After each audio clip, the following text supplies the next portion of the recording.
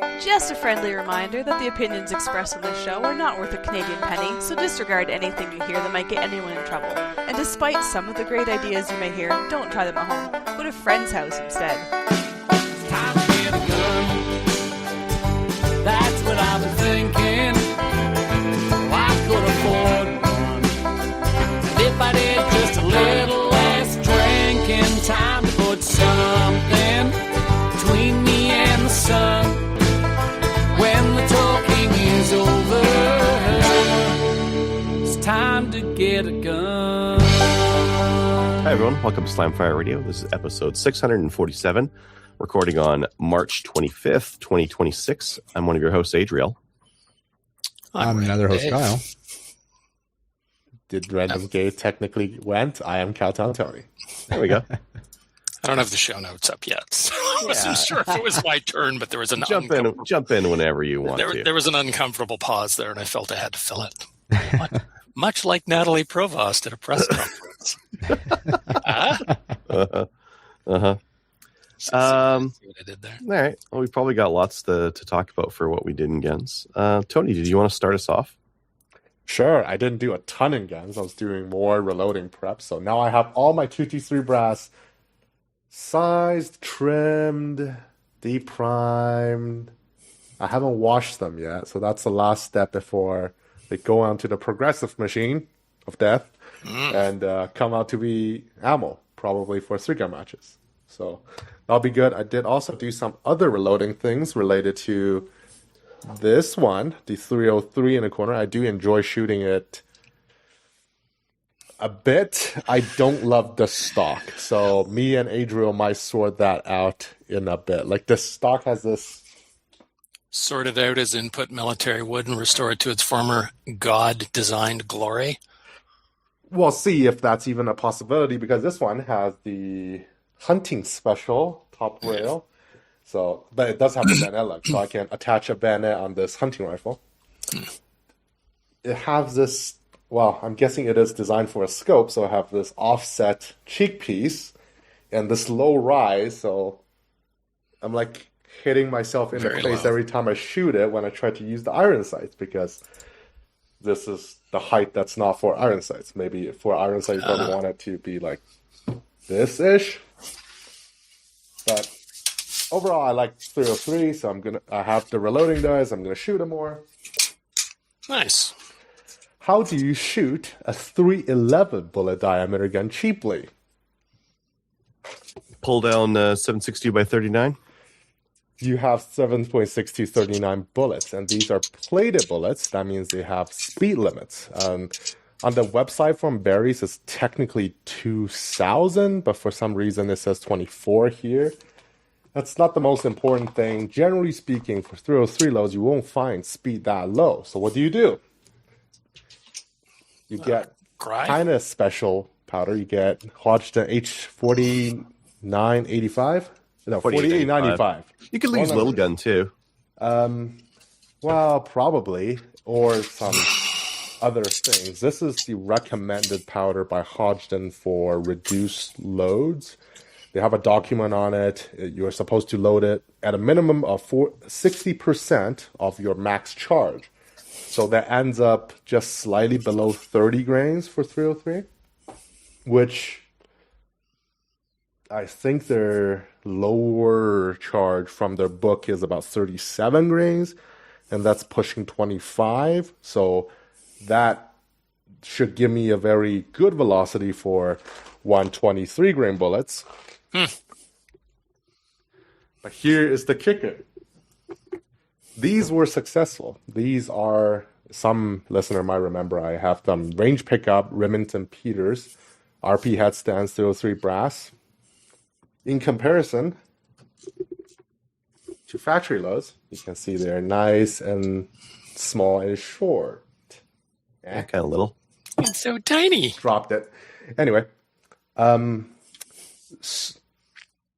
for some reason, if I'm using SMB brass, then I don't have enough neck tension. There would be like a tiny little bit of resistance, and they slip through the neck. But for the Remington Peters brass, it's fine. But these are all 311 bullets. I also have regular, this is Spear, 150 soft point, 311 bullets, and these work fine. So it's still the experimental thing at the moment. I'm trying to be proud of my little project, trying to shoot through very cheaply, hopefully accurately still.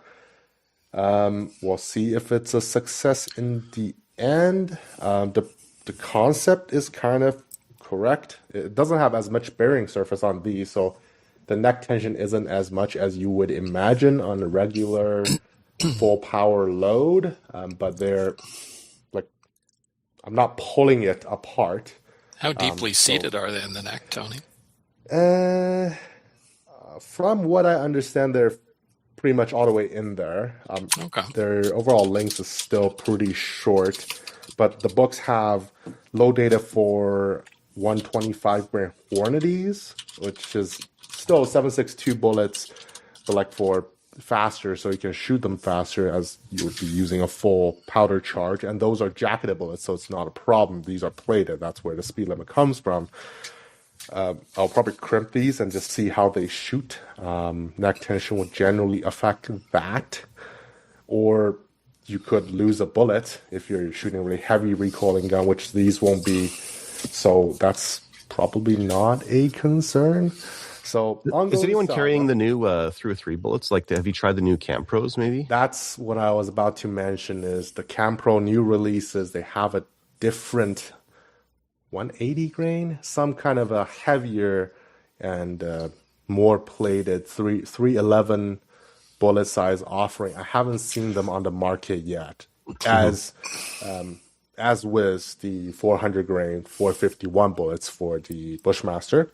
Yeah, maybe I haven't seen those yet. Those might just resolve. Well, they're heavier, so that's more lead, so that's more material, so they still might be a little bit more expensive than these guys, but they might just put out the whole guessing game of, is this actually going to... I do have a chronograph, so this is going to be a next step. It's probably going to be a longer-term project, and if I ever get to it, there's going to be a YouTube video for it.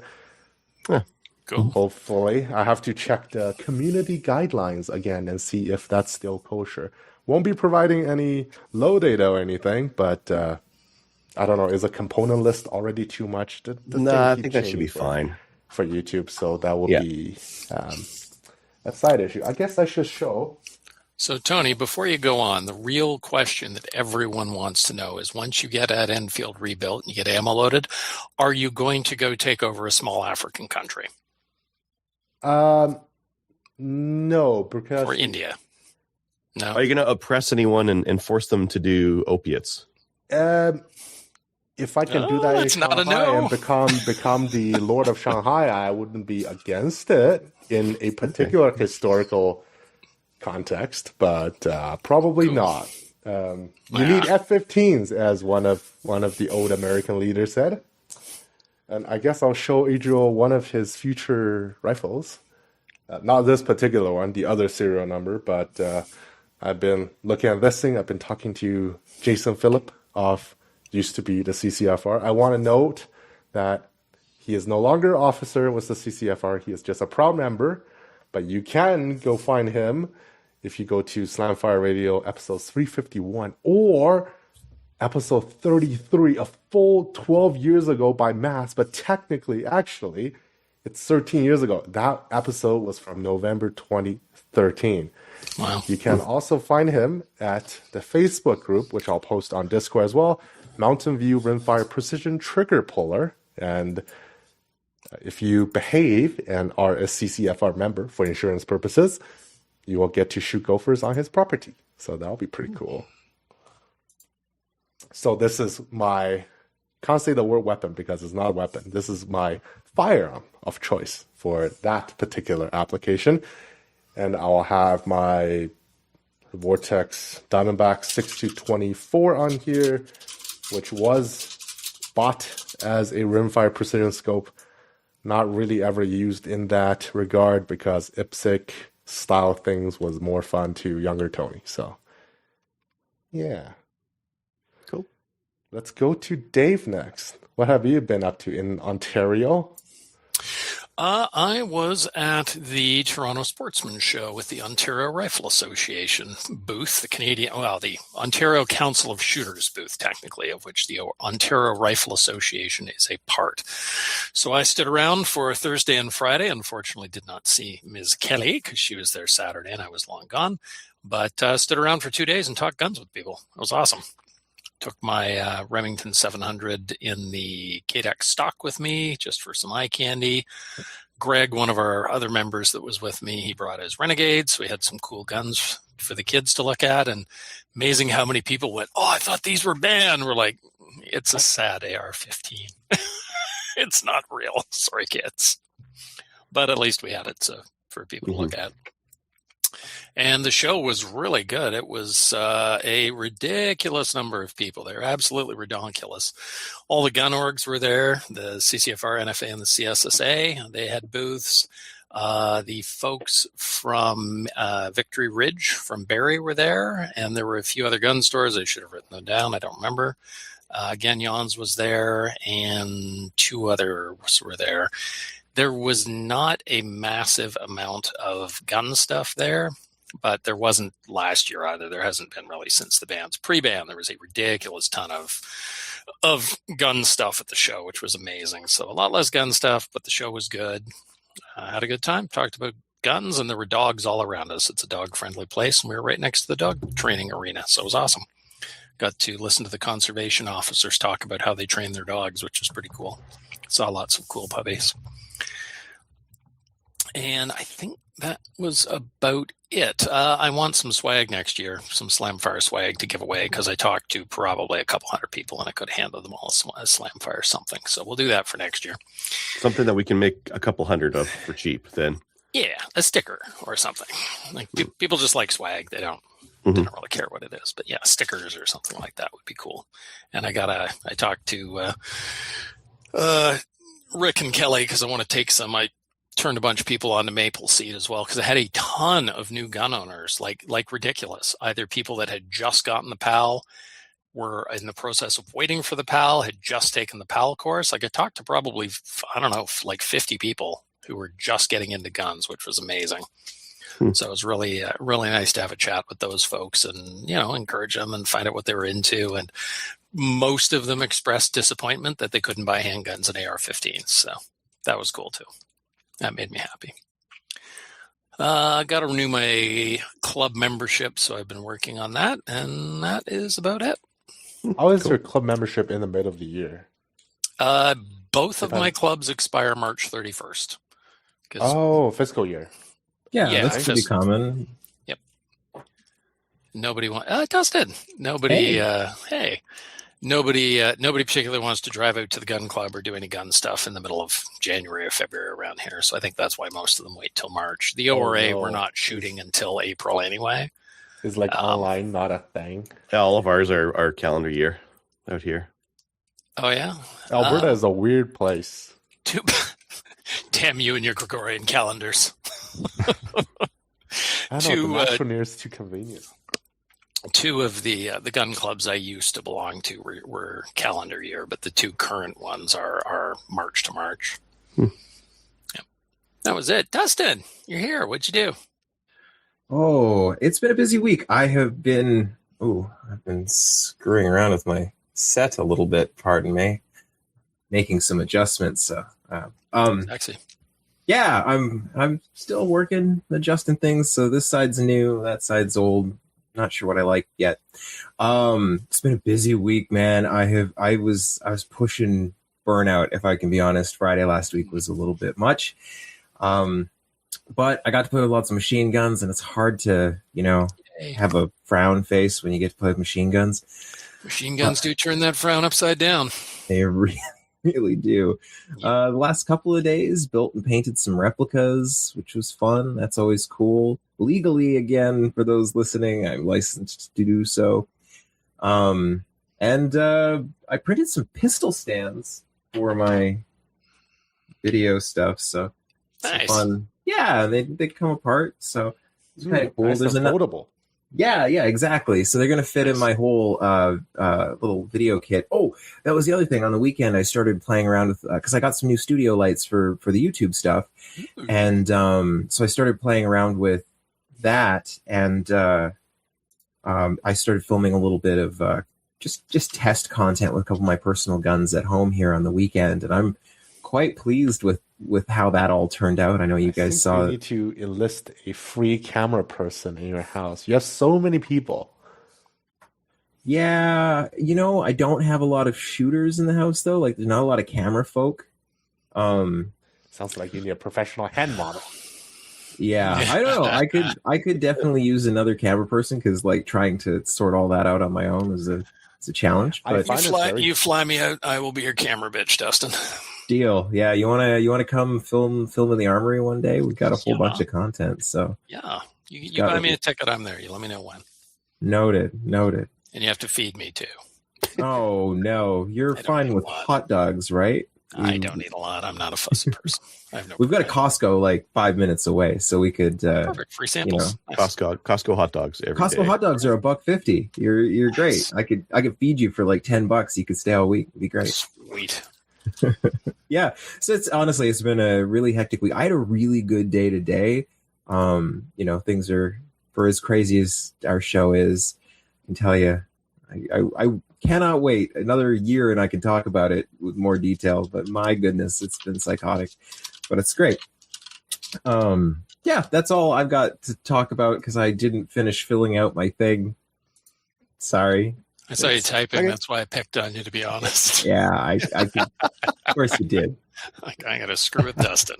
Oh, wait. No, I talked about everything else political stuff wise. So, yeah. Cool. Yeah. All right. Well, I'll take over while you just fill in some more stuff or whatever. I did an RPAL weekend, full. That was a long weekend, but that basically paid for the trip that I did for the weekend afterwards. So, nice. Yeah, well done. Like that worked out really nicely. I'll kind of rip through like my thoughts on Mystery Mountain, and then Kyle can kind of pop in when he does his. But this is my first time traveling with guns to the U.S. And just for like a very short recap for people, you need your Form 6 NIA. That's the form that lets you go into the States with guns and ammo. You get that once or twice a year. Make sure you get it well ahead of time. And then that goes with you. You get your ATT that takes you to the airport and back for any restricted firearms, like your handguns and that kind of thing. Make sure your ammo is in boxes. And that's about it. Your guns need to go in a case that's locked and sturdy and all that kind of stuff. Did you take pistols? Say again, Dave? Did you take pistols with you? I took a pistol. Yeah, I took my Shadow. Did you have to do? Last time I was going to the States, I didn't take a pistol because they told me I had to get like an import-export permit from Global Affairs, so I didn't bother because it was weird. No such thing. Did they ask you for your invite to the event? That they did on the way in. The customs people wanted an invite, so I basically brought like a crap load of paper. I brought my welcome to the match as like my invite. It's like, yeah, here's the email that I got, therefore I'm invited. That's all the guy on the way down really wanted to see. On the way back, so Canada Customs, when we arrived in Edmonton, they wanted to see the ATTs and the guns. They didn't check serial numbers or anything like that. Yeah, they did. That's the first time I've ever had my ATT checked by anyone. Neat. Somebody knew what they were doing. I guess. I mean, it's like they could check it. I guess it's a good idea. Maybe, I don't know. When you see like 16 people coming through your airport with guns, you'd assume that they know what the heck they're doing. But yeah, I guess. Last time Brian and I went down, U.S. Customs was somebody who wasn't me on the trip forgot to check a box, so they gave us a hassle about not checking the box, of course. Mm-hmm. And we get called into customs, and they're like, "Hey, guys, you want to check out the guns?" I'm like, "Cool, we get to show off our guns," and then they just hassled us and let us go. I'm like, "Oh." Yeah. On the way back to Canada, the lady at customs had no idea what to do with legal guns. She wasn't sure how any of this would work. So she's like, "Do you have like a license or something? Like, yes. She's like, They checked that on us on the way in as well. They checked to make sure that we had our PAL. Well, and she said, let me call my boss. And he's like, do they have a license? And she's like, yeah. And they're like, have a nice day. That's what should happen. I guess Albertans know what to do with guns more. Well, keep in mind, especially for Edmonton, there's a ton of American hunters that fly up to Canada, and they're going to fly through Edmonton, and then they're going to go hunting up north, hunting bear or moose or elk or deer or whatever. So there's a ton of people actually coming through this airport with guns. Ooh, I have to bring something up. Cool. Do you know that you cannot, if you go do the reverse, go hunt in America, you can't bring your game animal back home. That kind of makes sense. Yeah. You can get it shipped. It's got to be inspected and then shipped. Yeah, okay. So you can't bring it with you per se. That's what I've read. So. Like, what were you thinking, Tony? Like, throw it on the front of the plane like an F-150 and just strap it on there? No, as in like, what if I'm at a buddy's place, we have it all vacuum packed right away, and then I'm just going to put it in my luggage? That's a no-go. Yes, I wouldn't want to do that anyways. Customs is really touchy about food and vegetables. I think fish and seafood is okay. There's a Simpsons joke about that where they stop Homer at the border, and he's got the entire back of the car full of fruit and vegetables, and he's got a brochure on his lap that says smuggling fruit and vegetables across state borders for fun. And then he takes off, and there's just fruit everywhere behind him. Yeah. A couple of other pro tips for traveling. Make sure your case is under 50 pounds. WestJet's supposed to charge you for taking sporting goods, and they're supposed to charge you for oversize, and they're supposed to charge you for over 50 pounds. And all three of these things are supposed to be separate. Yeah. They weighed mine. I didn't get charged for any of those things. I just got charged for luggage. Really? One checked luggage. Yeah. WestJet based for once. That's I think the person WestJet drops the ball in a good way. Yeah. Well, that tracks. Like, I didn't get charged for sporting goods when I had when I almost got my guns into the U.S. To be fair, like the WestJet portion of it, like they checked my bags. And like I was underweight, but I didn't pay sporting goods or anything like that. Yeah, sporting goods are supposed to be next and oversized, because any gun case you have will be oversized according to the. Yeah. You have to, if you measure 3 of the length, width, depth, it's supposed to be less than 150 centimeters, and there's just no way to do that with a gun case without it making it very, very, very small. Pistol cases, full size, but not a long gun case. Not real gun case. Yeah. Anywho, make sure your case is under $50 so you don't get tripped up by that one. It doesn't cost, because it sounds like just a little bit of money, but all your check bags are $40, then another 50 and another 50, and you could be paying $150 each way if you get dinged on some of those things. Owie. Yeah, I stayed at an Airbnb with 3 other guys, which was perfect, because that's how many people you could. For 4 people in a van with all your guns and gear, that's about as much as that vehicle can hold anyways. So that was nice from that perspective. How many beds were at this Airbnb? Too many, says Adriel.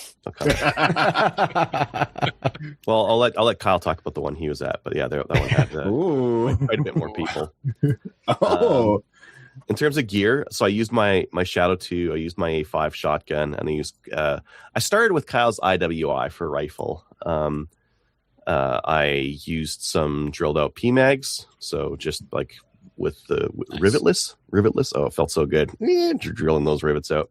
For the Shadow, I found some 17 round mags, which is standard capacity, but with the mag well, it doesn't really fit that well in there, those mags. So I chopped I'd done this before. I chopped the floor plates down to make them fit. And then I was driving around with the guys, and we found a CZ custom shop.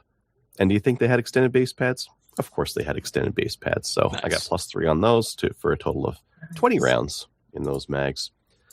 And then for my A5, Kyle bored me one of his tubes, so I could fit 13 in the tube if I wanted to on that one. For a total of 15. So greatly increased capacities. So if I'm hearing this right, you had double the capacity of a legal handgun in Canada, or more than double the capacity of a legal semi-auto shotgun in Canada. In his pants, and no one died. Jesus. Yeah. The rifle was a 40 round mag too. No one died. Talk about the 15 rounds for a minute. So much freedom. What about the 15? Well, I mean, it did jam on me. Well, no, I like really. I found out after day one that I wasn't supposed to start with that in the gun. I was supposed to, so I did. Yeah. I didn't Oh. after. Yeah, modified. After day one. Yeah, Kyle let me know. Like, you're only supposed to have 9 in there. Well, we're watching a video, and I'm like, "Where'd you do your reload?" You know what? What's a reload? If the range officer doesn't call you on it, it's legal. Well, they should have. That's the thing. They should have called him on it because any division other than modified, you're gonna have. It was buckshot specifically, so you would have had to reload, or So it's the RO's fault. Yep. And mine. I should know the rules too. Yeah, I think like in terms of belt, I probably could have got away with less stuff on my belt. Like I went down with 2 12 round caddies, and I probably just needed 1.5 of those. I also brought down like a 4, an 8, and a couple of other things, and I probably could have, like, just the 2 12s would have been fine. I didn't need anything extra on top of that. Pistol mag pouches, I left 3 on my belt. I only needed 2. Like, there was 1 in the gun. There was the other 2. I could have used the magnet or just put one in the back pocket or something like that. And then I did end up using, for the AR mag pouch, I took my double and I removed one of them. So it was just a single. And that was the right move because I never, actually, I can't say that. On one stage, I actually did go to a pocket mag. But I'll talk about that in just a second. As opposed to an entire brace of magazines like some sort of pathetic pirate. Yeah, you don't need that when your gun has just oodles and oodles of capacity on it. Nope. Oh yeah, and Jennifer made up these cool T-shirts for us to that's sweet. Rep Alberta on the way down. There were 17 shooters there from Alberta. Wow, that's awesome. I'm not sure if I don't know any of the 3-gun shooters from like the rest of the country, so I'm not sure if there were other 3-gun countries from the rest of Canada, but I don't know if there were or not. Probably, maybe not. I don't know. In terms of other things to pack next time, just a small toolkit would be a good idea, probably. Like, there was lots of people out there with tools, but it's nice to have just your own little toolkit just in case. A sun shirt. It was 40 degrees Celsius there for most of the days we were shooting. And when I got back to Canada here, like right now, it's, I don't know, minus 15 and snowing. And something like that, yeah. Alberta's great. It was stark. The flying out on the T-shirt and the flying in, be like, where's the ground? Oh, that is the ground. It's just covered in snow, and it's snowing right now. Yeah, so I've never used a sun shirt. You've seen people using them, I'm like, man, that looks hotter than it looks cool, but it's just like the really thin long sleeve shirt. So and it was handy more than just for sunburns, because there was, like, it's 40 degrees full sun. They for whatever reason, they paint all their cars black there, all their like prop cars, and if you lean on them, they are friggin' hot. So you need a little bit of fabric there to keep yourself from getting just roasted on that stuff. Damn. So yeah, sun shirt. And then, like, there's a couple things that I left behind. I'm like, I'm not going to need a knife. I'm not going to need gloves, sunblock. I'll just leave. I'll buy that stuff at Walmart if I need to. And some of it I ended up rebuying. And now what? Now I'm bringing gloves back to Canada. I went to Walmart and got like a Walmart knife so I could have something on me to, do knife stuff with. And you got it for your next trip. I'm stacking it next to all the other knives that are like sitting right here. Right? I didn't need to buy another one. Anyways, yeah. So I'm not gonna. And loaders and that kind of thing. Again, I packed small. I only took a carry-on and my guns. Wow. That's it. No check bag. Nice. Next time I'm just going to check a bag. Yeah. Yeah. I was the only one who didn't check a bag. Well, if you got guns anyway, what difference does it make? You still got to wait at the carousel. So it's another $80 there and back. And I'm a cheapskate. As you guys know, I'm a cheapskate. Yeah. Yeah, the weather was hot. But the nice thing is that all the stages had water on ice. So I heard on the radio on your run recording, need water. Not only just water, because there's been days where it's been like mid-30s where I've been shooting, and I've had enough water, but I can't cool myself off. You need external cooling power. You need cold water. Yeah. So that was good. The stages, they were tough but doable. I like very tough in some ways. We needed to. We got a chance to walk them the day before on the Thursday, and even on the Wednesday if we wanted to, and we needed to, because they were complicated enough where you needed to. like decode them, get a plan. I was lucky enough to be on the squad with David Knox, and his stage decoding skills are really good. So a couple of times, like he said, like here's the plan. You do this, this. Like, it's that's obviously the only way to shoot this thing. There weren't really a lot of like gaming opportunities. There was very few high risk, high reward moves you could make. There's only like one or two stages that had anything like that, and very few choices like where it would be like, oh, I don't know if I should use my shotgun or my handgun for this part. Very few places where that those questions would come up for you. Mostly it was you just need to memorize the stage plan and execute on it. So good stage design then. Yeah, and there was a lot of forced positions, which I like. You couldn't just like stand and deliver on the whole thing. You had to move around to get different looks and different things needed to shoot. The competitors there were really good. I mean, I think, Kyle, is this the biggest 3-gun match in the state? I would say by attendance, yes. Count? Yeah, 360 competitors. Yeah, usually it gets close to 400 goals. shooters. Yeah. Wow. That's awesome. They got the heat. And they weren't like schmucks. We had one person on our squad who was a bit slower than everyone else, but everyone else was like in the thick of it or like hot. Like I was watching and be like, Jesus Christ, what am I even watching here? They were quick. There's some neat activators too on some of the different stages and that kind of thing. In terms of the prize table, went by like how many people were in your division and then where you ranked in the division. I was lucky enough. I think luck played into it, but I was lucky enough to. That's the wrong person. To get third. Ooh.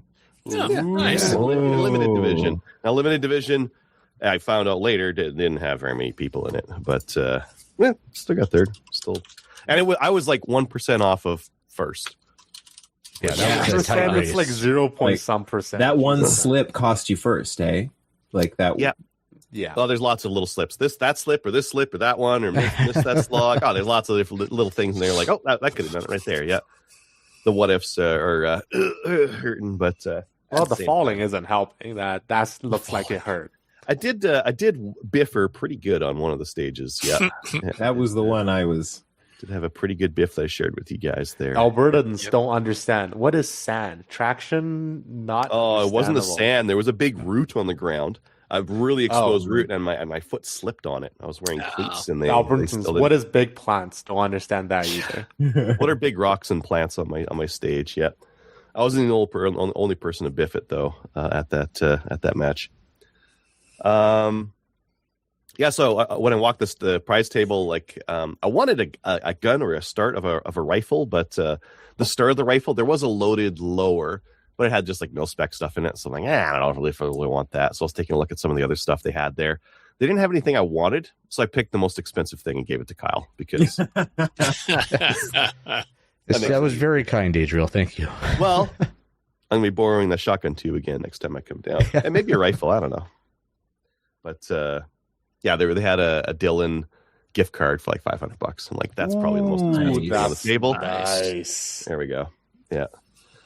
My total cost, okay, flight $350, and I saved from not going with extra bags and that kind of thing. The match was $550. This is all in Canadian. Match is $550. I'm sorry, you paid $350 for the flight? Yeah. Good God, I paid $1,200 to fly from Toronto to Thunder Bay. Dave, you shouldn't tell people that. $300 to a flight, $550 for the match. That's a penalty for wanting to go to Thunder Bay. Yes. Yeah. The Airbnb was $730. It was a nice Airbnb. It was 5 minutes from the range. A swimming pool, AC, like all the stuff inside, washing machine, all that other good stuff. Lots of supplies. It was fantastic. That's awesome. Ammo was $525. The rental car, I think it's going to be around $260. Meals, I have no idea, $300-ish, somewhere around there. I think my total was $2,700, somewhere in there. That's not terrible. Yeah, that's not bad at all. It's not bad. It's a week of vacation, including $500 worth of ammo. Yeah, a Mexican all inclusive, right? Something like that. As you can hear from me, I did get a cold somewhere over there. Every time someone from Slamfire goes to the U.S., something's coming back with them. No, from SHOT Show. It was fine. SHOT Show. Yeah. Yeah, I wasn't. Yeah, you got sick. The rest of us were fine. I think for for next time, the places where I can save money, cooking at the Airbnb rather than getting food. Like go to a Walmart, pick up we did this a couple of nights. Pick up a rotisserie chicken and some salad. Make yourself some chicken salad, or pick up some pizza and then just make it at home inside the oven instead of ordering in. Right, all that stuff can save quite a bit. Adds up over a week.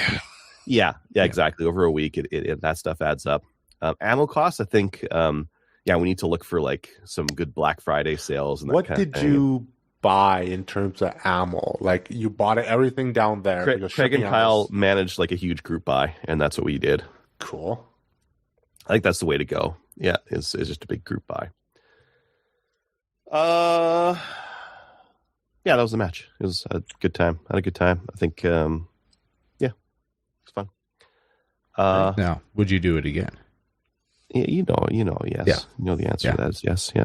So he's going to win next time. I need to figure out watch out for that route next time. What division? Yeah, watch out for that route. Don't slip on that. Maybe get a little bit more time with that rifle at different distances. I was using Kyle's rifle, and I was sharing it with Mark, one of our other shooters on the squad. But we found like we were very close in the shooting order, and the gun was. It's 40 degrees out. After you shoot it, it does not cool down. It just stays stinking hot to the point where you needed a glove to be able to shoot it on the forend, right? One of the other people on our squad DQ'd fairly early on, so I used his rifle after that. So I swapped from one rifle to the other, which is not really a big deal. They're both ARs. Who really cares, right? But it would be nice to get like some time on the gun at long range at like your 400 and 500. I ended up overshooting a lot of my targets because I was assuming I would get more drop than I ended up getting on the gun. That inversion was real this time with that heat. It was changing the ballistics.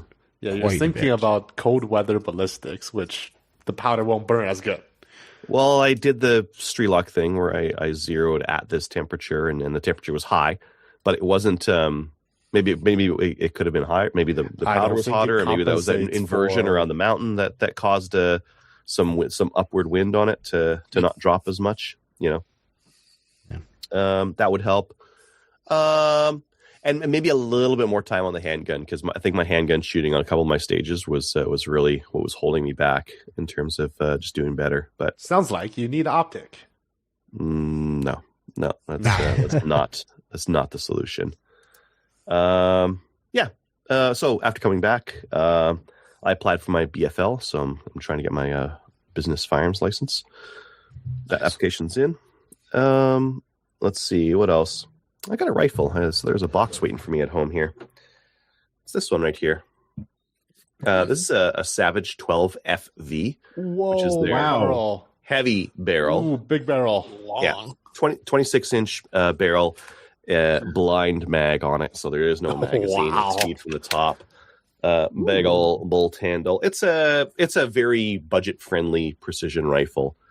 I was looking for one of these, or like actually, I thought I had bought this other one from this other guy, but then like he said, yeah, I'll be in Edmonton mid-March, and mid-March kind of went by. I'm like, I texted him like, yo, what's going on? And he's like, sorry, I sold it to someone else. I'm like, okay, well, whatever. And then I saw this one. This was a way better deal, though. This was like, when I saw it, I'm like, I'm calling this person right now. How much is it? Can we know or no? Yeah, you can know. It was $650 with the scope and the and the gun. Yeah, jeez. Yeah. The scope is Bushnell's AR-308 in a 4.5. Interesting choice. It's like a $300 scope. I'm not going to use the scope. I'm not going to use the bipod, the little rear rand on there. Nice. But the rifle itself is originally those things were around the $600 mark, and right now, like you can't get them for that cheap right now, anyways. So, yeah, the only downside I would say is that it's not threaded for a muzzle brake, so I can't put a brake on there. But 6.5 doesn't have a lot of recoil anyway, so I don't know. You have a 26-inch heavy barrel.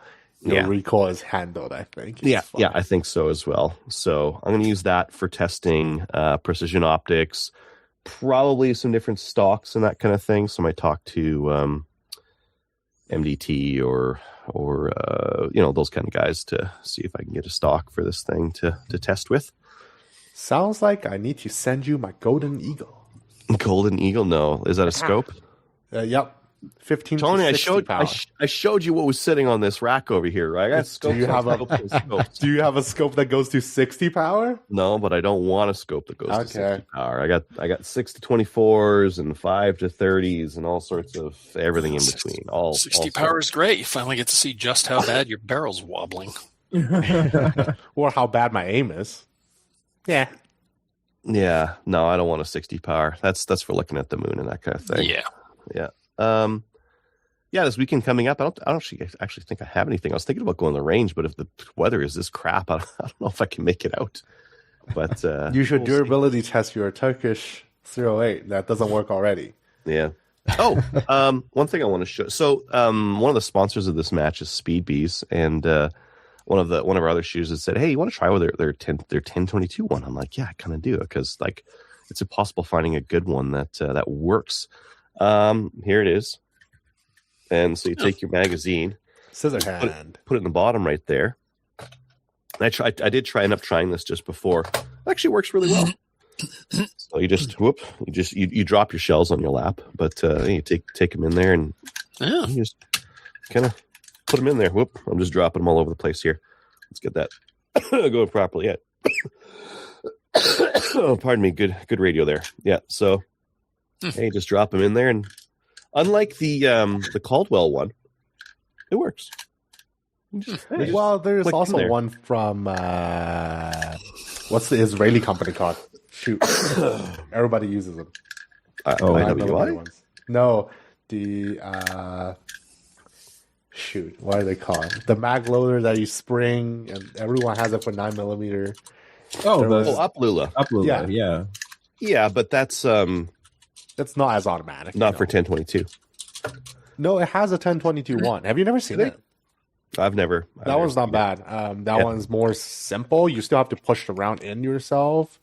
I think the Speed Beats have probably advantage for bigger cartridges. I don't find this one is really nice for the 22s. Like in terms of the action on it, it's you almost the plastic resistance is almost more than trying to get the round in. It's so nice and smooth. Yeah, most of them are like leverage. The scissor thing. So if you have arthritis, I think it's going to work pretty good.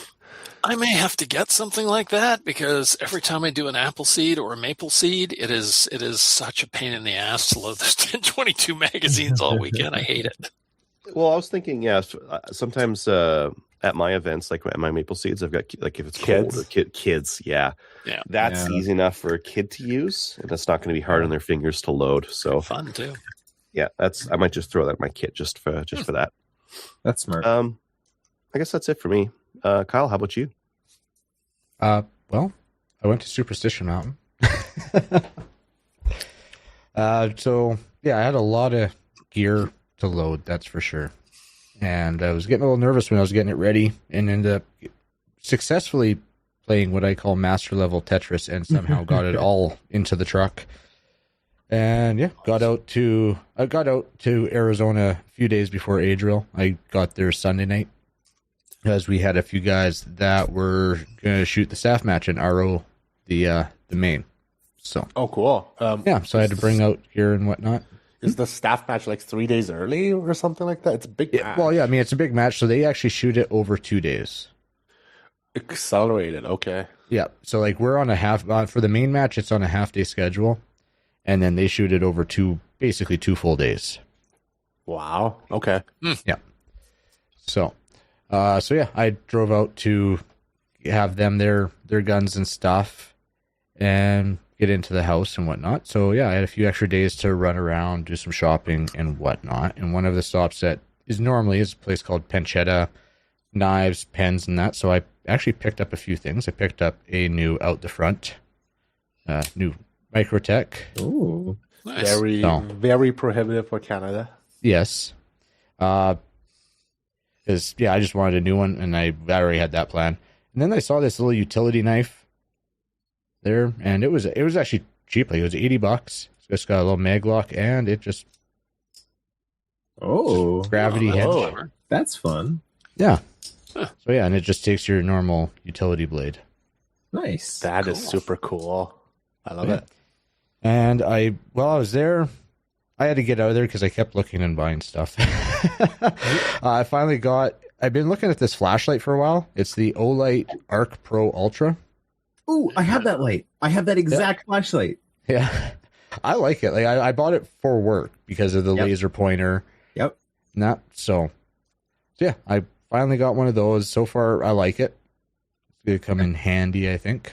Did you use the UV light feature on the Airbnb? No. I'm not that brave. Well, speaking of Airbnb, the place we got is the same house that we had last year. It's a good sized house, and we filled it this year, so we had 10 guys staying there. Oh wow. Nice. Yeah, and that ended up being basically the central house. So, at any given point, like, we had up to 18 people in the house, and right. So that was the pool and hookup hot house. tub. And, Oh, that was the hookup house. Copy Yes, that. it was. Sounds like it. Cheap hookup house too. If you had that many people staying, nice. It was still for the whole week. I think it worked out. It was $1,500 a person Canadian. That's not terrible for a week. For a week, though. Yeah. So yeah. What else? I was shopping. I did buy some new shooting shoes, so I'm not on the Speed Cross anymore. I ended up yes, I ended up picking up a pair of Hoka Speed Goats. And Never trying those out. They got more cushion in the sole. More cushion for the cushion. Yeah. They actually, it's going to sound funny, but when you put them on, you actually feel fast. So somehow the Speed Crosses didn't do that. No, the Speed Crosses didn't have a lot of cushion, didn't have a lot of spring in them.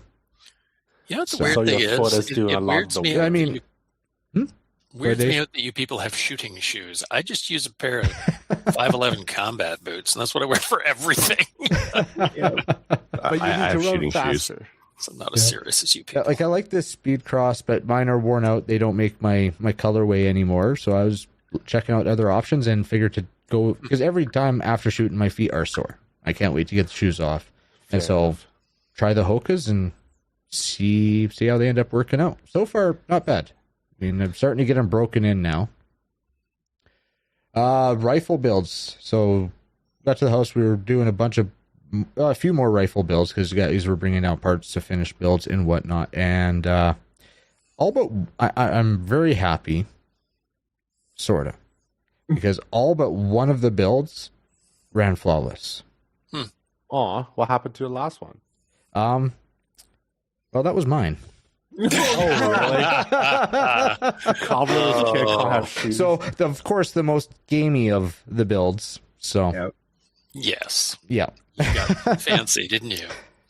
Oh yeah. So leading up, I got it built, and I'm using the Rifle Speed gas block, and that comes with 2 plungers. So I guess forgot one of the plungers at home because I didn't think, I'm just running just 5 or 223. It should be fine. Why is there a plunger in a gas block? So that's what actually blocks off. It's an adjustable gas block, so okay. So that's what they use so it's to the adjustment screw per se. Gotcha. Okay. Yeah. So here's one right here. It just clicks on the front, and like there's a dial on the gas block that goes in and out. Yep. There's a story behind that one. So I get to the range and I start dialing my gas. I had it cranked all the way down and can't get it to lock back on the 77s. All the way to wide open on the dial, and cool. And I started thinking, I know what I need. That came with a second plunger. I know where that is. Right where I picked it up just now. Well, that doesn't seem to be useful in Arizona. No. 1,000 kilometers away. So we were thinking it was really interesting because it locked back with the 55s, but it wouldn't lock back with the 77s. So it's a gas flow thing. So, Interesting. yeah. I actually found another rifle speed gas block in stock in town. So I actually went out and bought another gas block. Just so I could have the plunger. But I actually got the longer one so I can actually dial it in without taking my handguard off. Okay. So the one I was originally looking at getting for that gun. So yeah, now I have 2 rifle speed gas blocks. But getting it dialed in, and yeah, okay, cool. I got sighted in, everything, cool. Start the match. I think I got a stage or 2 in, and it starts messing up on me. I think on stage 10, my second stage of the match, can't remember. No, it was the second day of the match that it started messing up on me and basically going bolt action. So trying to diagnose that and whatnot, end up rebuilding it. Well, not rebuilding it, but I tore it down, cleaned it up. First stage on Sunday, I had 2 rifle stages. First stage ran fine. Cool. All right.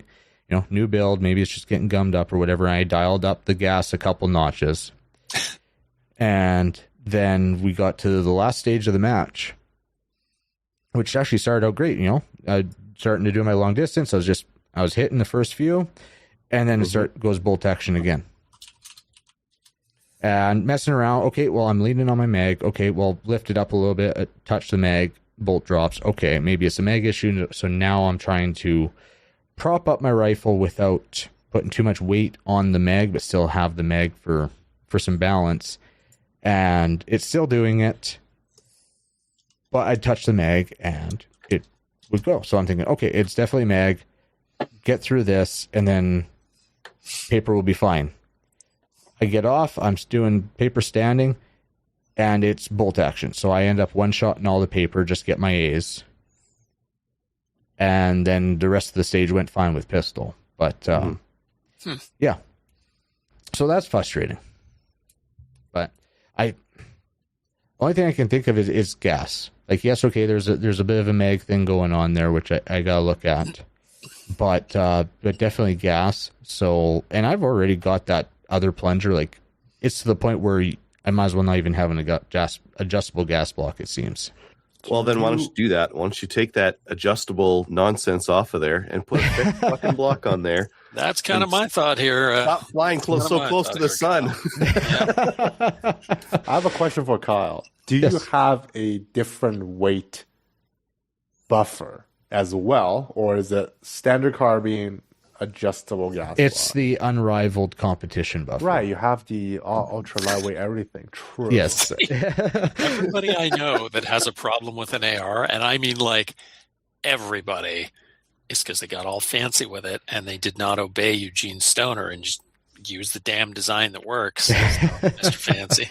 But it's fun gaming it and getting it tuned just dialed in, It sounded like you got dialed in all right. Doing that during a match, that sucks. That's a terrible idea. Not having the time on the rifle beforehand, in essence, I was asking for it. I was confident, falsely. Also, my shotgun decided to do bolt action a bunch during the match too. So. Is it because it's fancy? No, I think it's because it's old. No. Dave, you know the answer to this question. I know. I'm just enjoying asking it. So probably gonna be replacing a bunch of springs on there. I've already replaced a few parts, but so that's fun. Going into a match and 2 of your 3 guns decide that they want to be bolt actions instead of semis. I did have some mental errors, but those 2 things were a big contributor to my performance. I ended up pulling out 15th in TAC Ops. So overall, out of how many people though? So TAC is starting to become the new limited. There was like 38 people in TAC. Oh, so middle of the pack, even with the gun not working. That's not bad. I can't complain too loud. I'm actually impressed with how far up I was, considering the gun issues and how much time was lost to that. So it's semi-encouraging. Not semi-automatic, but semi-encouraging. Yes. Fully semi-encouraging. So that was good stages. To kind of go off what Angel was saying, like, yeah, this was definitely an execution match. There wasn't a lot of tight gotchas or anything. There was a few spots where, you wanted to look around the stage to see if there was multiple places to see stuff, because they had some good leans going there and whatnot. So yeah, there was a little bit of that, but I think it was just mainly just planning and execution for the most part. Yeah, a lot of people took a lot of penalties. Yeah, and not all from mistakes. There was a couple of things. You're flying clays. Yeah, if you didn't have a shell on the shotgun when that clay came out, you didn't only get a miss. You got to fail to engage on it. So there's really stiff penalties on some. That's actually something I disagree with, because that's a disappearing target. You shouldn't have a fail to engage. Yeah, you shouldn't have a fail to engage, but that they were given it. So. Well, that was actually lower shooting when you do that kind of stuff. I would rather have faster shooting. Same with the penalties that they had. Sorry, go ahead. Yeah, and that stage was probably the highest risk reward stage. So they had another cascading stage. Everything was timed. So you had a visual start, not audible. They had a clamshell that was electronically triggered, that it would start rising. As soon as it started rising, you could then take your hands off the axis. Just give the details on it. You had your hands like this. When the clamshell started moving, you pulled your gun out and started shooting. There's no beat. How do they time you then? It has off the timer. It has a little 5-volt out, and that goes to tell things start moving. I've heard for accessibility reasons, USPSA even have that as an option if you can't hear. So there was someone who can't hear, and they tap him on the shoulder, tell him to start shooting. True. Yeah. But then the rest of it, so there was 3 just turning targets. They're not drop turns, but they turn like a drop turn. And those were separated by time as well. So the first one was right after the clamshell. Then the next ones were actually 4 seconds after the start. And then for the third one, a couple seconds after that for the fourth one. But then 7 seconds after the start, you had your first clay, and as soon as that first clay peaked, your second clay threw up. And then you had a sea of poppers to clear with this as well. So it was a real interesting stage.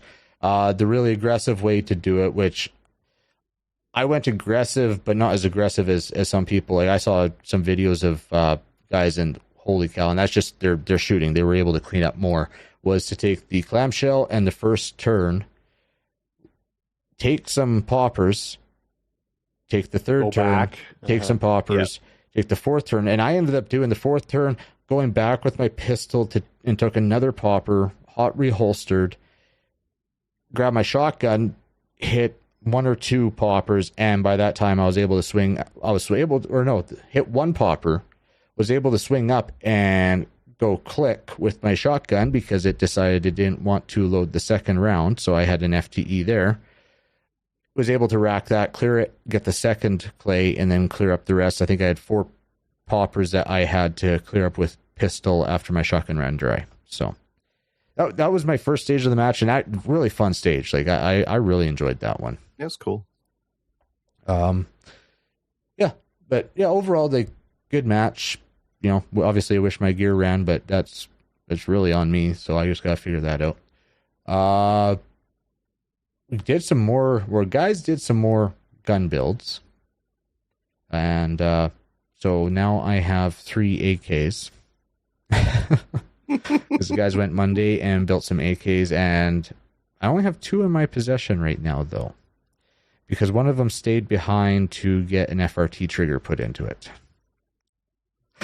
So. You can have all the cool stuff at your house, Kyle. It is getting there, yeah. Definitely more built rifles now, because that case that I bought at SHOT Show is full +2 right now. So I mean, those AKs are gonna be cool. They're all. It's interesting. They all got the dong furniture for them. I guess that was just the cheapest furniture for them that they could get. So that'll be there. Also, leveled up my my gear hauling. So while we were out there, after the experience with loading up and driving to Arizona, Craig and I were talking. We were talking. I was like, no, I really need a trailer. So I ended up buying a little 4x6 by 4.5 foot enclosed trailer, tow behind the Jeep. And I got to give, an early shout out to everybody because a lot of people, most of the people donated money to that trailer for hauling the gear. So it made it a lot more affordable for my pocketbook. So yeah, shout out to the Alberta 3-gun crew for helping out with that. That was amazing and greatly appreciated. So yeah, that's parked. I'm not unloading it because we are starting to move next week, and I don't want to unload that whole thing twice. and that, so yeah. Next, you should just do it once. Unload it once, and when you get there, so that you can come back to your house and use that trailer to. You're not going to get movers or anything, are you? No. That trailer will come in handy for the move for sure. Yeah, definitely. But yeah, that's the plan. Is once we get possession of the house, I'm going to haul that over there. I just have it parked in our garage here right now, and unload it at the new house. So next week will probably be.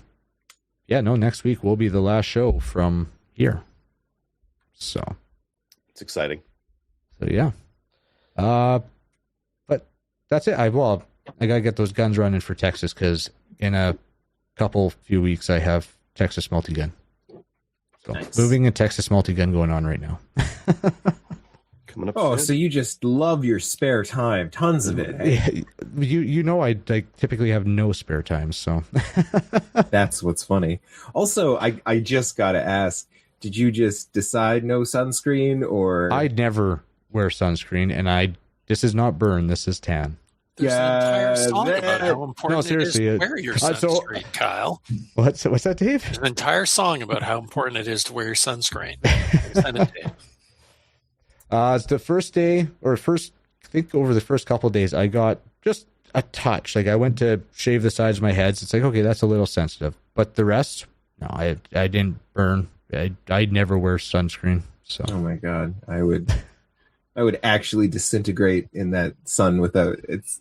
Yeah. You and would've. Don't think I didn't notice when I was looking at everyone on the cameras. And I'm like, okay. I picked up a bit of color too.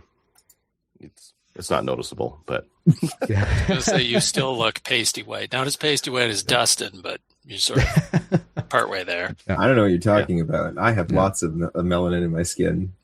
But it's a great time with everybody that comes out. So yeah, it was. That's awesome. Okay, I think we've gone through everyone. Let's get into upcoming events. HG Firearms Training. I'm gonna have an event on April 11th and 12th. Pal R Pal. It's almost already sold out. 3-gun matches. April 4th at Sherwood Park. April 11th at Chaz. Maple Seeds Lone Butte will be April 26th. Rocky Rod and Gun will be May 3rd, and I think we're working on one for Sherwood Park in May as well. So take a look at those.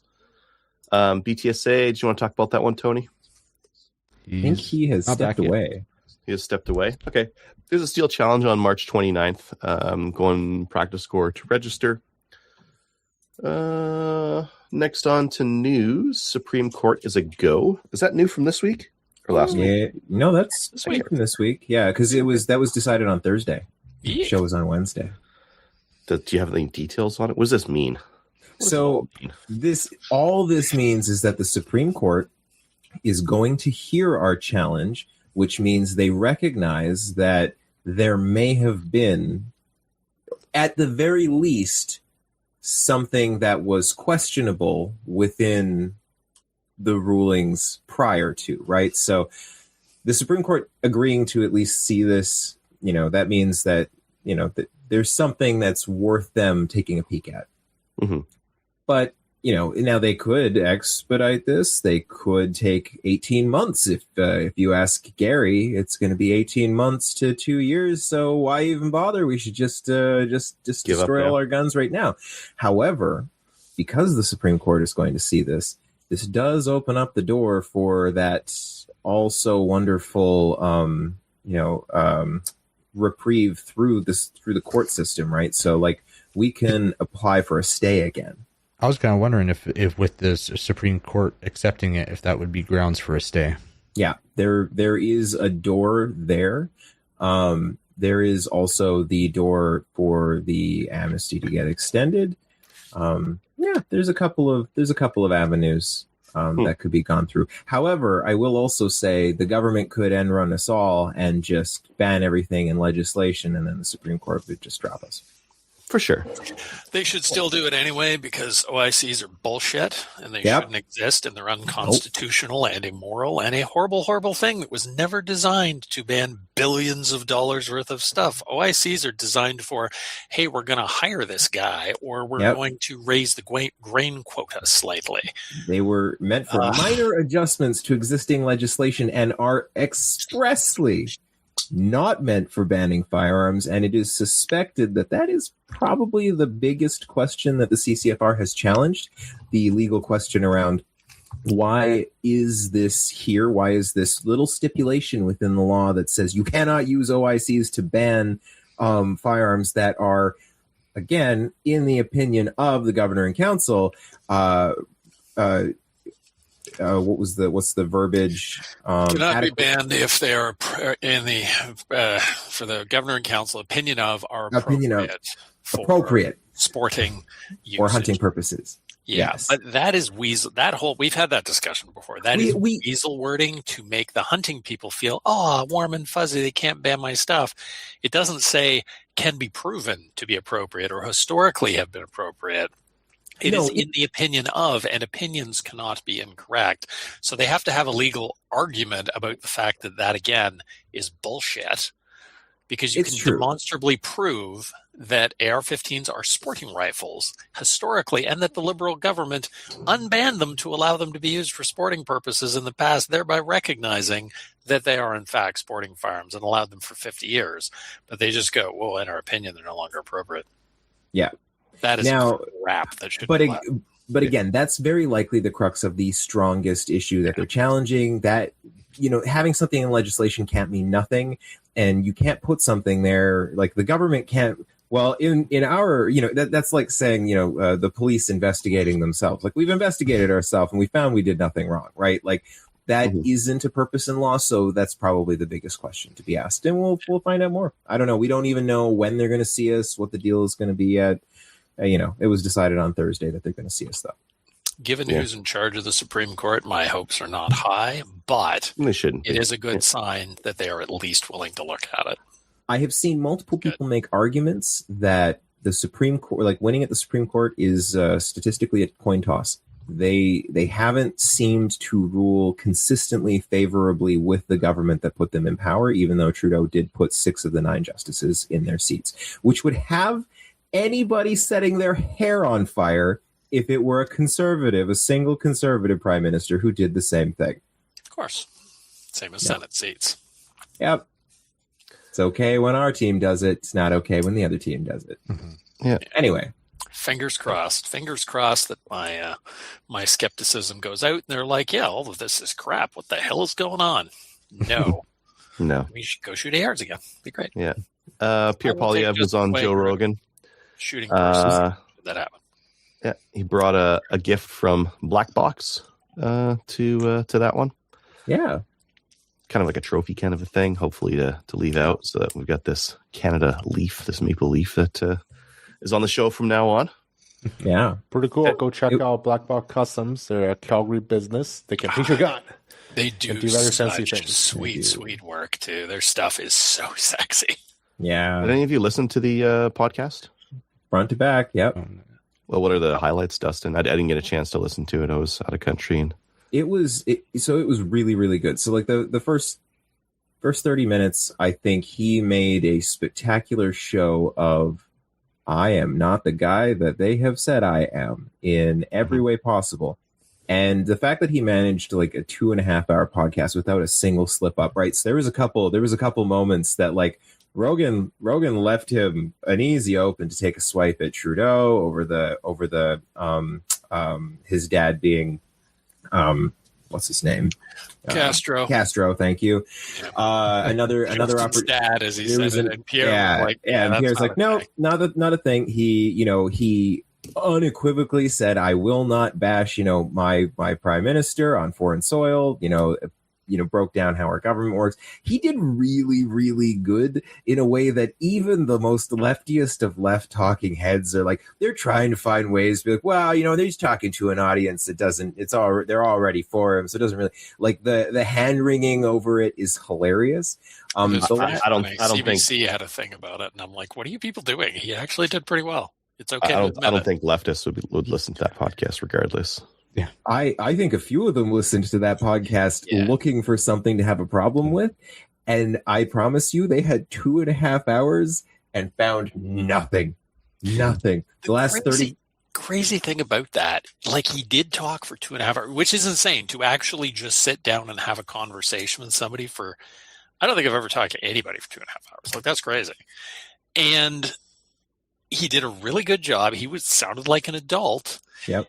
And if you think about other politicians that could actually sit down and do that for a couple hours, it's not a one. Our prime minister, no way in hell. That guy, I don't think could talk for more than 10 minutes, period, full stop. So that was really impressive, actually. And he sounded human. He actually sounded really relatable and just like a guy. It was good.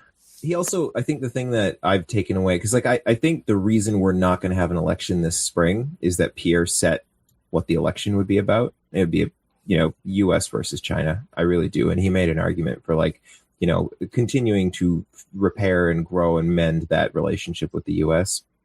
I think he did a great job. That's not just me, on Team Pierre here. I don't think I could talk for 2.5 hours without saying something that would get me in trouble. So see this show. Oh yeah! Challenge for our listeners. Go through all our back episodes. Find no! Don't do that. No, don't do that. Yeah. Oh, and then so you're missing a news item though. No, it's going to be in the main topic. Okay, fine. If assuming you're talking about the one that I'm talking about, I am. Yeah, are you? Fine. Yeah. Okay. Yeah, that'll be in the main topic. Copy that. Let's get into new gun stuff. 20-round shotgun mag for the Levar 12S lever gun. Did you buy it already or no? I'm trying really hard to be responsible, Tony. So you can be responsible now because it's sold out and it's gone. I know. They'll be back. Being responsible for adults. Cut it out. So I saw more. Yeah, they're everywhere. No, I saw more than a 20-rounder. Oh, well, what? Really? Well, really? You guys haven't seen them?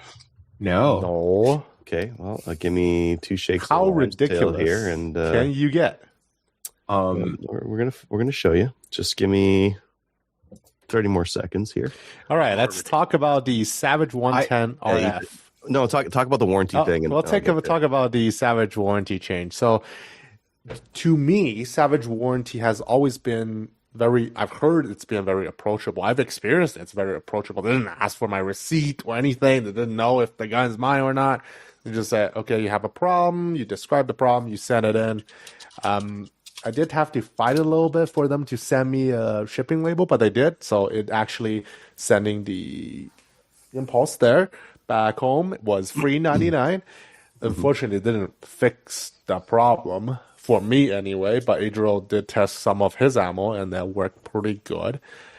So they're kind of changing their term of their warranty service. They're adding on to their standard Savage warranty, which is like the standard affair 1 year thing.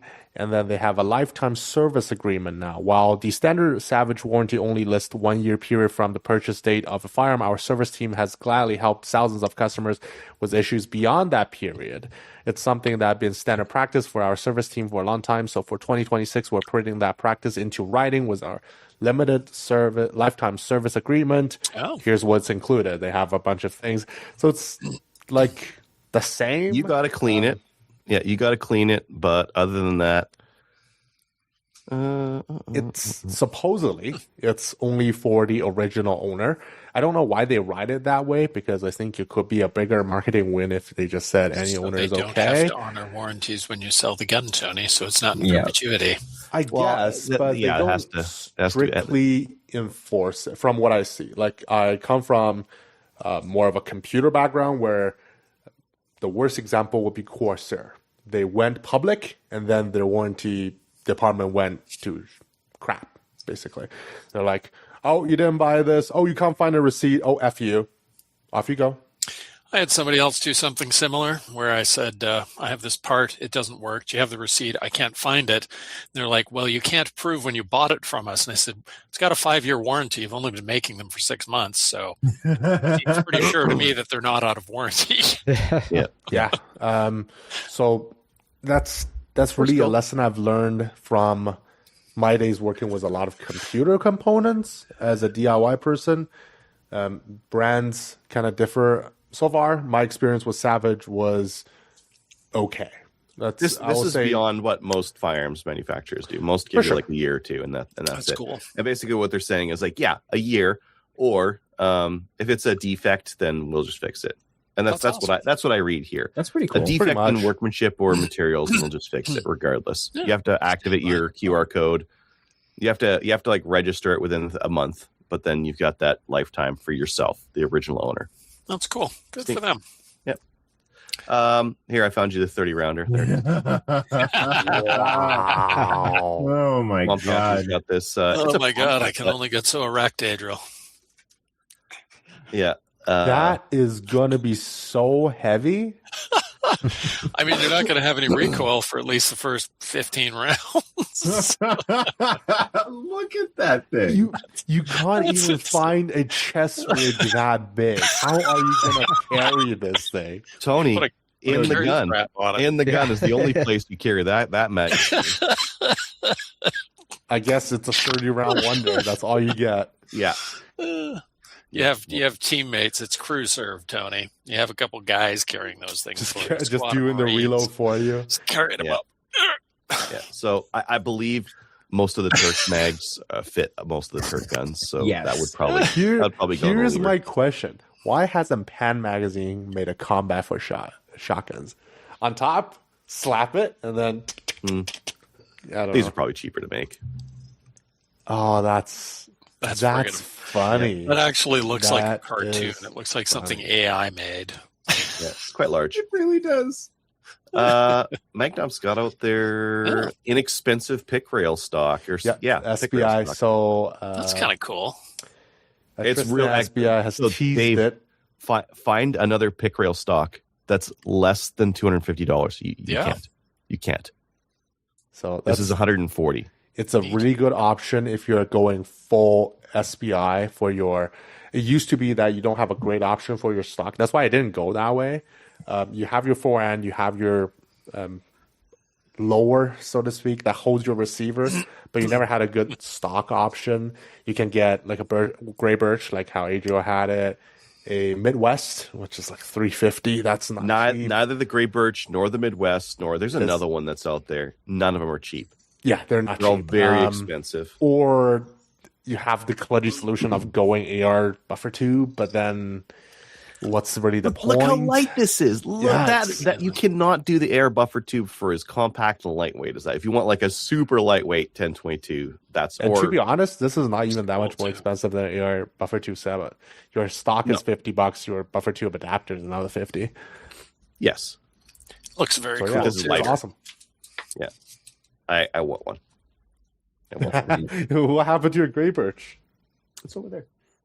It's the same thing. This one looks like it's all plastic, so it's going to be lighter. Is it all plastic? I saw it's aluminum. I don't know.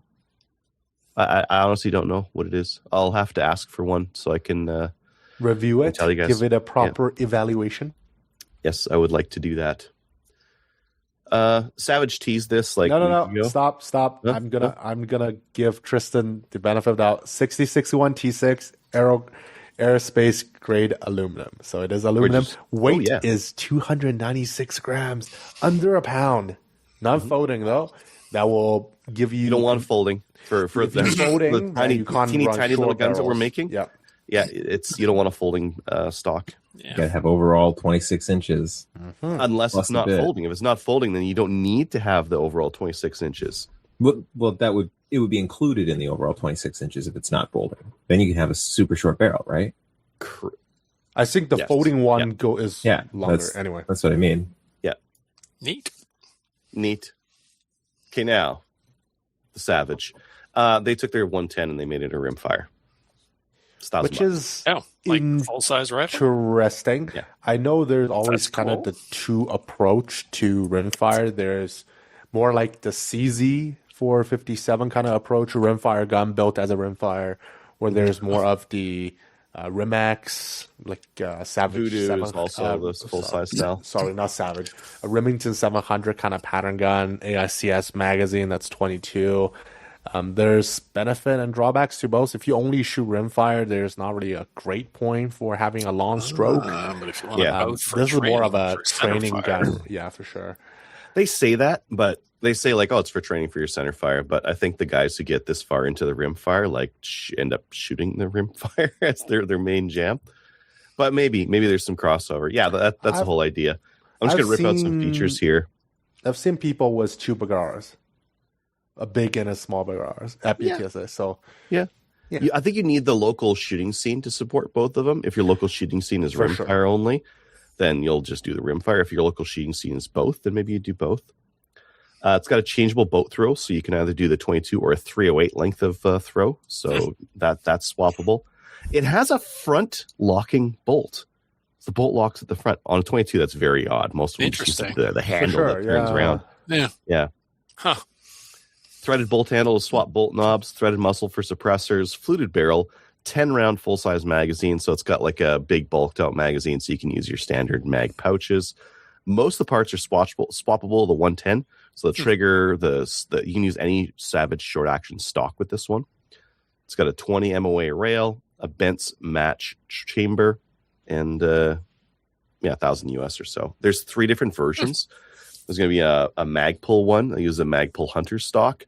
That one uses the shim style for the length of pull and the stick-on cheek rests, which, okay. And then they've also got the RF Core, which this one uses a spring-loaded length of pull and a dial cheek rest. So that's more it's better. The one we see at SHOT Show. Yeah, this would be better. Well, you don't need a toolkit to change your length of pull if you need to change it. Or extra parts. Yeah, exactly. So that's going to be the better one. And then they also have the MDT, like the Elite Precision. That one uses an MDT ACC chassis. So that one's going to be the better one. It's got a dial adjustable cheek and like the pull, ARCA and M-LOS, and the competition Accu trigger. Ooh, the ounce trigger. Nice. Ooh. Yeah, the real light one. Very fancy. Yeah, kind of neat. Pretty expensive though. Jeez, very expensive. There's going to be a very expensive. Well, comparing to a lot of the match guns, it's not as bad. Yeah, it's competing in a pretty crowded market though. It's competing with the They're kind of a 4.57s. latecomer in this. Yeah, Tikka's T1X, and shoots, IBI's stuff that they're doing through Ultimatum, Voodoo. Yeah, there's quite a bit of competition in this area, so they're gonna have to come out with something that's got like more. I don't know. Maybe it's more reliable, or maybe it's easier to tune, or maybe the price is gonna be better. I'm not sure. I guess we'll find out when it hits the market. I can see if your gopher season is somehow really far away from your hunting season, and you for some reason shares the parts between your 2 hunting guns, and you're gonna swap parts around. I don't know. Nah, for shooting gophers, you're not going to want to carry around something that heavy and big. Those are for competitions. I mean, if you're a sissy, you wouldn't. Okay, I'm a sissy. But I also like to shoot hundreds of gophers, not just like 1 or 2. Main topic. Dustin, did you want to take over to do our main topic? Yeah, I can do that. I've got the video here. I was actually just scrubbing through it while you guys were talking, just to kind of... It is 6 days. 5 days? 6 days away from the last day of declaration. Okay. Tell all your friends. Frame it for us. What are we about to watch? Okay, so for our listeners and viewers, Natty Pie and Public Safety Minister Gary Anandasangri got up in front of the cameras to let everybody know that it was very important. There's only 7 days left to take part in the firearms confiscation scheme. If you are hoping to get $2 for your $5,500 rifle, which, I guess the money's running out. But anyway, so they did a big presser, and I took the liberty of saving the video so that we could watch a bit of it together. It's 15 minutes long. We won't scrub through all of it. I'm actually going to start it at a minute 30, just to we'll hit on some of the points. The first point I think is quite interesting because it was a bit of new information. We find out how many people have actually enrolled. Let me just figure out sharing of the video here. One moment. Why is it? Dave's cat is make sure you share with audio. Yeah, that's probably more than just share screen. I should share the video file. I wonder. You share screen and do it. You just need to share tab audio. Oh, okay. Does your cat like to eat gophers? He'd eat deer if they were small enough. I just gotta find it now. Sorry, I don't know. I was just thinking about all the bounties I can harvest from the land and feed to all the animals. It's great. When are you going out to gopher shooting, Tony? I don't think there's one planned out right now, but I might take the first match they have. Mm-hmm. All right, let me just do a little. Let's scroll this back to 1:30 here. This is courtesy of the CCFR. They put the video up on their Facebook, and I just stole it. Let me just test this. Let's see if the audio works here, or if I got to tab something. No audio. In fact, the audio does not work. Okay, give me 1 second. It's technical issues. All right. What do I have to do to turn the audio on? I haven't had to do this before. I can hear the cat. I can't hear. Is it the cat? Really? My goodness. I feel like she is purring. He is purring. I don't know. Oh. Oh my god. That's an aggressive cat. I don't think they like my proposal of feeding them gopher. Right in the mic. Try this again. That is. Is this the problem, Dustin? Live tests are the worst tests. I know, and I didn't have time to do this. All right, some the two IT guys here knows too well. Checkbox. Next window. Fuck it, we're doing it live. We're doing it live, guys. It's the worst that can happen. Oh, there's the. I got it. I figured it out. There we go. All right, let's try it now. Oh, sorry to blast everybody in the face with Gary. Ugh. All right. We hear that? It's a little quiet. A little bit. Try to. Yeah. Sorry. Here, let me. There you go. That'll work. A time for those who enroll. That's better? Yes. Yep. Yeah. All right. That's very loud for me. So I'm just going to just do one thing here, just so that I don't blow out my hearing, and then we will listen to this together. Just got to. Also, Gary's face is all smushed up right now. The internet's great. I'm fine with it. AI. Fine. Oh my god. AI generation. Oh yeah, this is all definitely not AI. All right, so all who have prohibited firearms comes to an end. Right now, we have over 26,000 Canadians who have voluntarily That's an interesting enrolled, point right declaring over 51,000 firearms. So I wanted to stop right there. So they gave us two pieces of information. Both of them are useful. One of them, we haven't been told how many people have signed up for this before now. 26,000 people. And they've collected data on 51,000 guns. So that's just about 2 guns per person, a little bit less. So that's I find that interesting because, like, I know there's going to be some people, maybe registered 3 or 4, a couple of folks that registered 1, but we're kind of averaging 2 guns per person, which kind of makes sense when you think about how many ARs there are. Like, most folks that bought 1 probably had a couple kicking around, or maybe other guns in that vein. So I just thought that was interesting, and I'm rapidly going to run out of points to fast forward to because I only got about 3 minutes into this before. But yeah, so what do you guys think about that? I thought it was interesting. We'd never heard that before, and I was quite curious how many people had actually registered. So 21,000 people out of 2.2 million gun owners. Let me do the mathematics for you, but I'm pretty sure that's right around 1%. It's not good. It's not good if you're trying to get high, interest. And folks need to understand that they're lauding this as a big success. So. Yes, they're spinning. They're spinning madly. I'll bring in a different data point as well because we know, during the first week it's around 22,000. Yep. So the taper off is pretty. it's not as significant as I thought it would be, but it's still pretty significant. So it's like it seems like it's been about 10,000 a week. It seems like it's been about 10,000 a week, which makes sense. There's been lots of people that have been afraid. Like the fear mongering that they've done on this has been quite good. There's lots of people that maybe aren't as plugged in. I've talked to lots of folks at gun shows over the last few weeks who are like, I don't know what to do. Like, are we take part in this? Are we not? I wouldn't.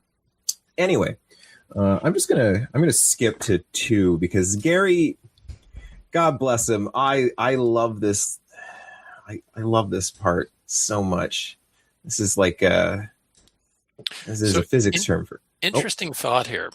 Look at Natalie. Look at the look on her face right now. So we are 1 minute and 59 seconds in, and she is still smiling and not looking unhinged. But if you haven't watched this before, remember that look she has on her face right now for a little later in the video, because she looks all smug and happy and perky. Yeah. October the 31st, when the current order in council is set to expire. So with that, I want to just thank everyone who has already taken their civic duty seriously and enrolled in the program, and we look forward to others. So it's your civic duty, everybody. Just remember that it is your civic duty to give your private property to the government because they said so. Now he continues on here. Doing the same. This is a critical part of the work that our government is doing, in addition to the number of legislation that's before the House to ensure the safety and security of Canadians. And we believe that removing these prohibited firearms is one additional step in that measure. So with that, I'd like to thank my colleague, critical part of our government. It's so critical. This is the only thing that they're doing. You can't buy so critical that it's taken them 6 years to even get to this point. Well, there's that. I must have blasted past it. There's a great bit where he likes to remind folks that this whole thing is it's completely voluntary but also compulsory. Until it's not. Complying with the law is not. Yes. Now, good old Natty. I mean, complying with the law, no matter what it is technically voluntary. If you don't get caught or you don't get charged and arrested, you can do whatever the hell you want, really. Yeah. All right. For the listeners, this show is for entertainment purposes only. May I? From Compensation Program. Pierre Poilievre claims that we are, and I quote, confiscating hunting rifles and pop-can guns that are used on farm. That we are banning farmers from dealing with gophers.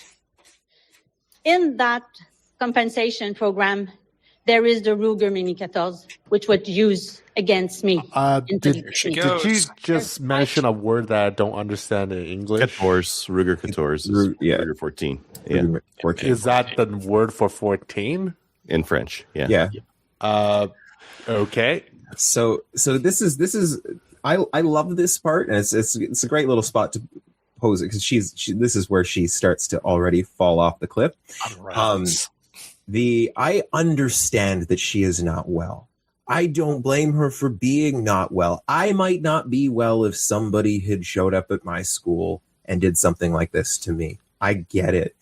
But she has made it her life's work to ruin other people's lives because she is unwell. And she is now using the system that she has inserted herself into to attempt to do it, and is making an emotional appeal to folks instead of a factual or like rational, logical one.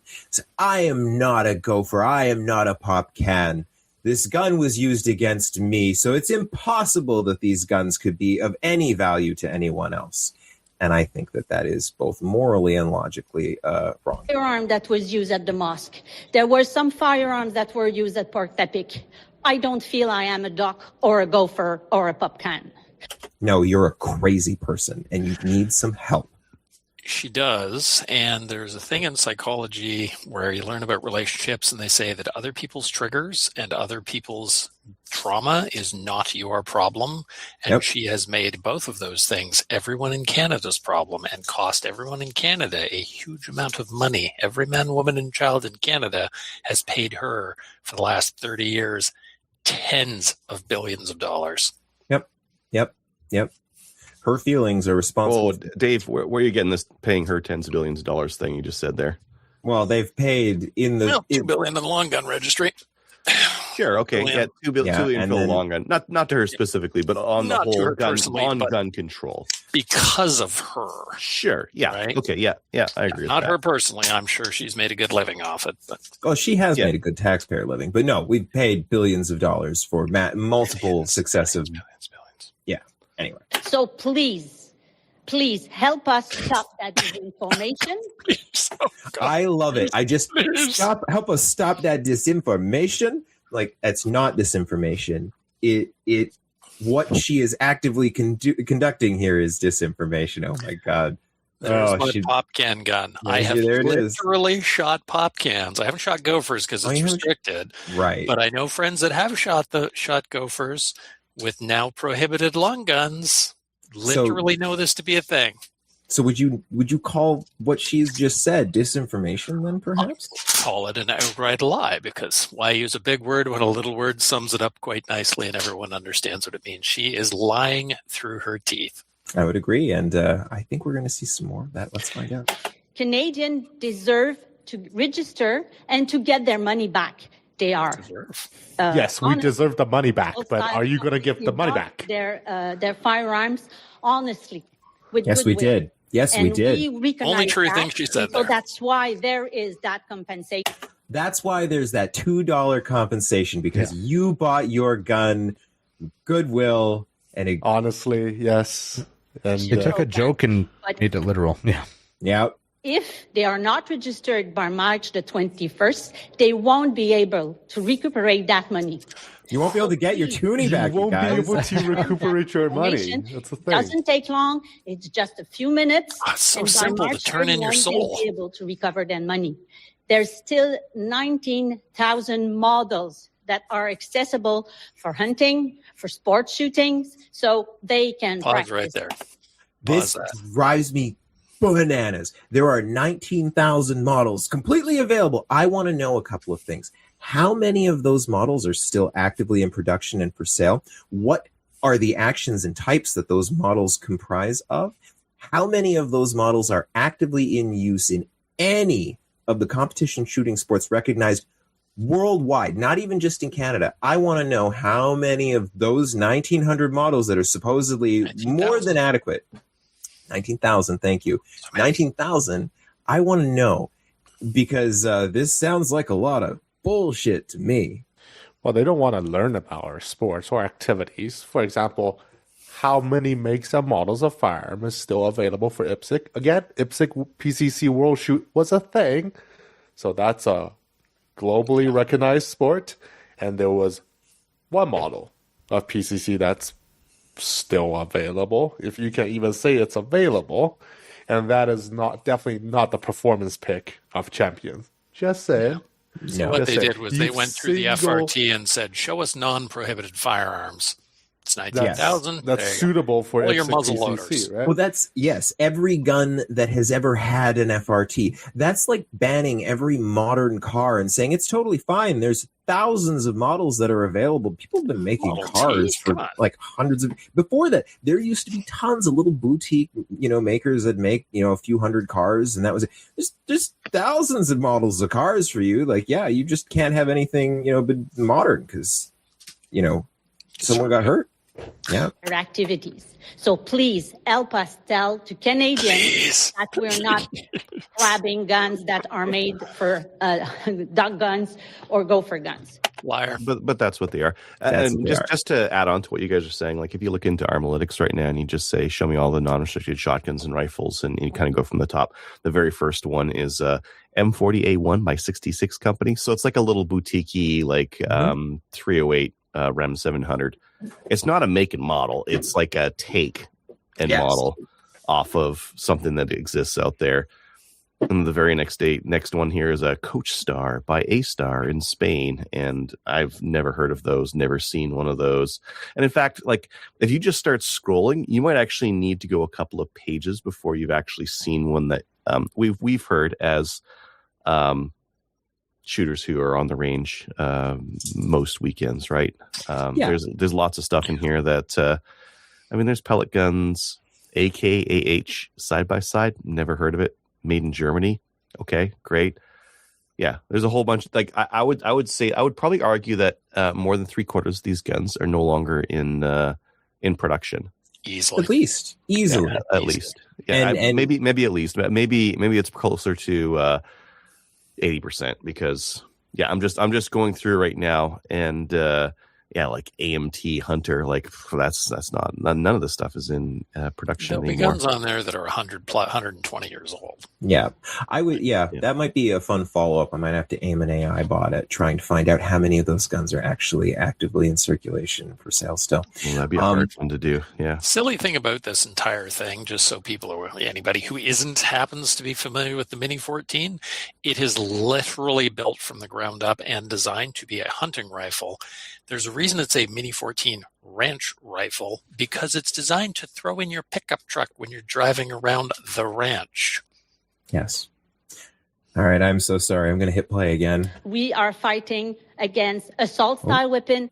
Oh, she froze. And it's important that the real message is heard. Please. The real message. It's really important. Sir, how can Canadians have confidence in this program when so many police forces are saying that they want absolutely nothing to do with this? Thank you very much. Look, different police services have made decisions on their participation on the recovery of these firearms, and I respect their decisions. What will not be optional for police services is the enforcement of these laws as of October the 31st of this year. So we anticipate and we expect every police service to abide by and to uphold the rule of law in Canada, which involves ensuring that those critical components of the criminal code are. Can you just pause that for a second, Dustin? Sorry? It's not actually true. No. The provincial governments or even municipal governments can choose and have chosen not to enforce federal law. BC, right? That's BC chose not to enforce marijuana restrictions, and Quebec. They let dispensaries operate, and they're like, no, we're not going to charge you for these federal crimes. And Quebec in the 70s also chose to allow clinics to provide abortion services when that wasn't legal federally. So it is something that has precedence, and something that some provinces have chosen to do, where they just say, oh, we're not going to enforce that here. Quebec right now is apparently literally saying to doctors, hey, MAID works this way, so this is technically murder, but if you provide MAID in this murder way, we're not going to actually charge you, so feel free. So Quebec is actually saying murder is okay. Yes. Wait, what? I did not know that. Okay. Yeah. Yeah, some of the restrictions that we've got on MAID in other places, they do not have in Quebec. So yeah, it's really interesting. There is precedent set for he's lying, he's wrong. As per the program that on the collection component of this program, we do have a plan in place for most of Canada involving the RCMP. In the case of Quebec, we have certainly the Quebec who are partners in this. We have additionally a number of smaller police services as well who are taking part. And we anticipate that we will be able to complete the program as anticipated. I see it as important to bring court. So the RCMP last week just released a thing where they said essentially, we can't recruit enough people to actually meet our operational needs. So how he's planning on having the RCMP collect possibly 2 million firearms across a country, which is many million square kilometers, is a mystery. Well, the thing is that he's already told us, the public, that they don't have a plan. That their plan is that they've said that they're going to do mobile collection. Show me the truck. No, I meant the recording. I meant his earlier recording where he recognized that they can't accomplish this. But yeah, I know they want to do mobile, but... Show me the trucks, Gary. Show me the presser with you standing in front of the truck demonstrating how everything works. I want to see the final say. But what I can say is that over the last several months, we have been working towards the implementation of this program, and we're rolling it out in a way that is to be accessible to Canadians. The Supreme Court matter where the Supreme Court gave leave for this matter to be heard is at a very early stage of the Supreme Court process, which will take anywhere from 18 to 24 months to conclude. This is routine in Canadian, as Canadian laws were implemented. It is routine. As you're aware, we have challenges to through the courts in virtually every instance a new legislation or a new regulation is introduced. So we look forward to pause that for a sec, Dustin. Our position at the Supreme Court level. So he's claiming right there that pretty much every piece of legislation they pass gets challenged in court. I would bet that's crap. Yeah, I like the whole concept. Well, it's like 18 to 24 months, so it's not really a big deal, and we need to get. We would just hope they won't file an injunction or anything like that. Yeah. Did you also notice, is he looking at a teleprompter? Because he's like looking at his feet half the time he's talking to these people. Like he's not making a lot of eye contact, and he looks very uncomfortable. Natty doesn't look pleased either. Look at her. He's starting to get twitchy. Two lower courts, so the federal court as well as the federal court of appeal, they were absolutely clear in their declarations, and we're very confident that we'll be able to defend our position at the highest court. Well, if the Supreme Court would to agree with you, then say is that they would just the way that our say system works is unless there is a ruling, what stands is the decision of the highest unless court. Unless there's an injunction. Court of Appeal. Minister, your department said that it had money for about 136,000 guns. Fewer than 50,000 have been declared. What does that tell you about the uptake and the interest in this program from law-abiding gun owners themselves? Here comes the spin. I think that a third is still a very, very good number. Very, very good number. Of the total amount we believe is in circulation. I have to lie. Total amount in circulation. Yeah. Bullshit. They know that's a lie. I cannot stand this one because there is no good excuse. They know that's a bald-faced lie. Yeah. This is how many we believe are in circulation based on this is the number of registered, formerly restricted that there are. There are not a one. It's not like non-restricted semi-auto firearms sold at like the pace of like 5 to 1 or anything like that. Because they were more useful and could be taken more places. None of them. We've never sold a one in Canada. What do you mean, Dustin? There's only like 7 SKS in the whole country. There's definitely not people out there with crates of them. 5. I own more than 7 SKS. I know, exactly. It's great. Sorry. They know it's a lie, and they're deliberately only talking about their 136, because there's 126,000 restricted, and then 10K, whatever. Yeah. But they can't say, well, we actually know there's at least 500,000, maybe up to 2-3 million, maybe, and we got 50,000 registered. You cannot spin that as a success, no matter what happens. 50,000, a third, you can maybe make that. You can try. You can lie about it. You can try, of but course, 1% the number they won't release is how many restricted versus non-restricted firearms are registered in the program right now. And I think that number alone will throw the ratio off completely. Just my opinion. Yeah. I don't know if you are one who c'est quoi l'impôt en anglais? Look at Gary, he doesn't know. C'est quoi? Pay taxes report at the end. So we believe that these last 7 days are really, really important. It doesn't take long, and it can make a real difference. And I reiterate, so easy to sign the rights away. So easy to do it. Still, hunting guns, we are against. We are taking back assault-style weapon that were recognized as designed to kill. And most Canadian, more than 70% of Canadians, are in agreement with that project. And where did that stat come from? That is an actual true thing. So statistics and surveys are very interesting, because if I go to people on the street and I say, hey, do you think the Canadians should be allowed to use assault weapons which are used to murder children? People will say no, are you insane? Plus, people just don't know about guns, period, but everybody has to have an opinion on this stuff. If I go to them and say, hey, should target shooting rifles that are only allowed to be used on a registered range by people that are vetted by the RCMP nightly be seized for political purposes to get votes in Quebec? All of a sudden, the answer would probably be, well, that seems silly. Yep. So it all depends on what you ask. How you ask and what you asking. Big time. Right. And how educated people are about the situation. Yep. Which is not very, unfortunately. For most people, it's not very. Yep. Yeah. I'll tell you then that the majority of police forces and provinces say they don't agree with this program.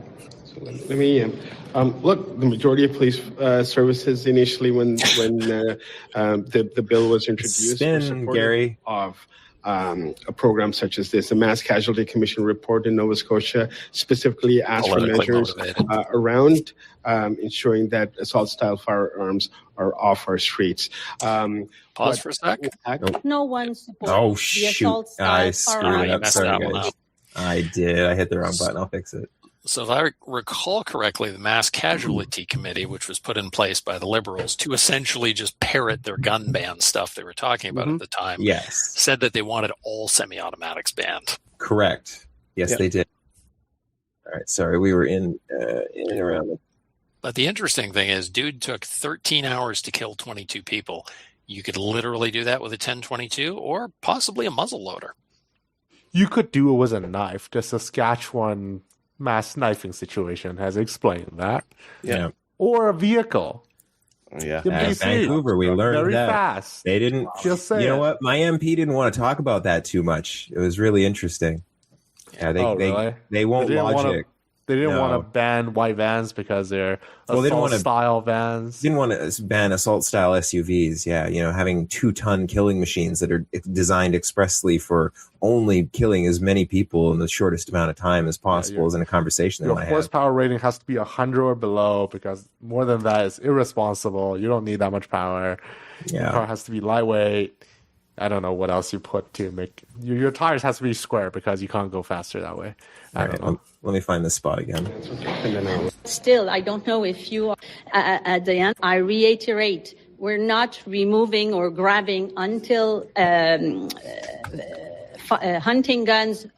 We are against. We are taking back assault weapons that were recognized as designed to kill. And by who? What engineer from every gun company, from every gun that you banned, did you talk to? Where is your evidence that these guns were designed to kill? As Dave said, the Ruger Ranch rifle was designed ground up. You want to talk about the Robinson Arms XCR, relatively recent case of a civilian firearm designed for civilian purposes. This is another talking point that drives me bananas. Because, it's designed to kill. Oh, really? Where is that information coming from? It's in the manual. Right. Only use this to murder children on a schoolyard. Oh, okay. That's step one. Good to know. I'm going to be honest. I'm literally using firearms every day right now. We haven't killed anybody. They are designed to fire a cartridge. That's what a firearm is designed to do. And not even necessarily shoot a projectile. I have played with guns that were designed not to shoot projectiles. This idea that these guns were designed exclusively for killing drives me crazy. Most Canadian, more than 70% of Canadians are in agreement with that project and that program. I also want to see the stat. I want to know where they're pulling that from because it's got to be like another of these stupid polls, right? Like It is. I can't remember which one it was, but it was some stupid poll somewhere. But they don't seem to. Stupid question. But they also don't seem to reference or even want to talk about the only outreach that they did to the Canadian public being the one survey that the government did, where it was overwhelmingly not supported. We don't talk about that. Well, the gun lobby got involved in that. Yep. Then that the majority of police forces and provinces say they don't agree with this program.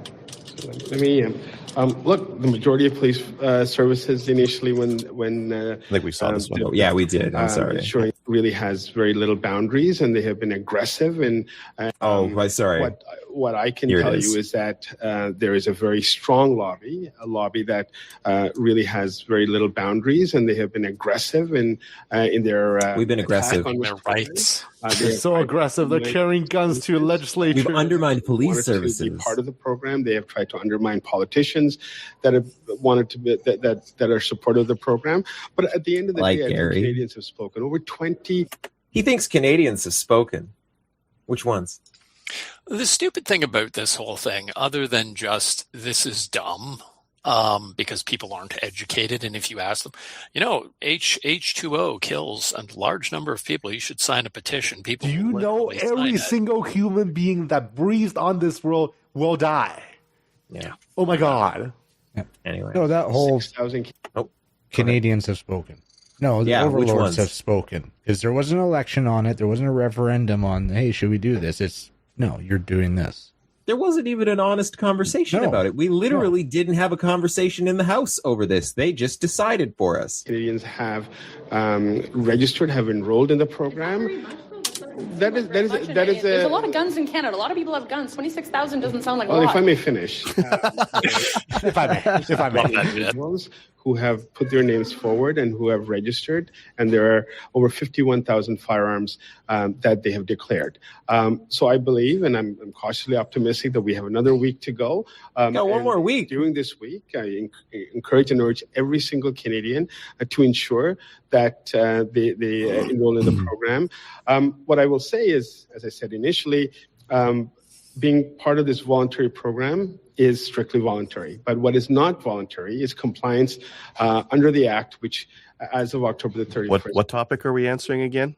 Weren't we talking about the poor take-up with police forces? Now what are we talking about? He's answering the question he wants asked, not a question that was asked. I also just love he's bringing up. Yes, it's totally voluntary, but it is going to be compulsory very shortly. It's voluntary until we show up with a SWAT team at your house. Mm-hmm.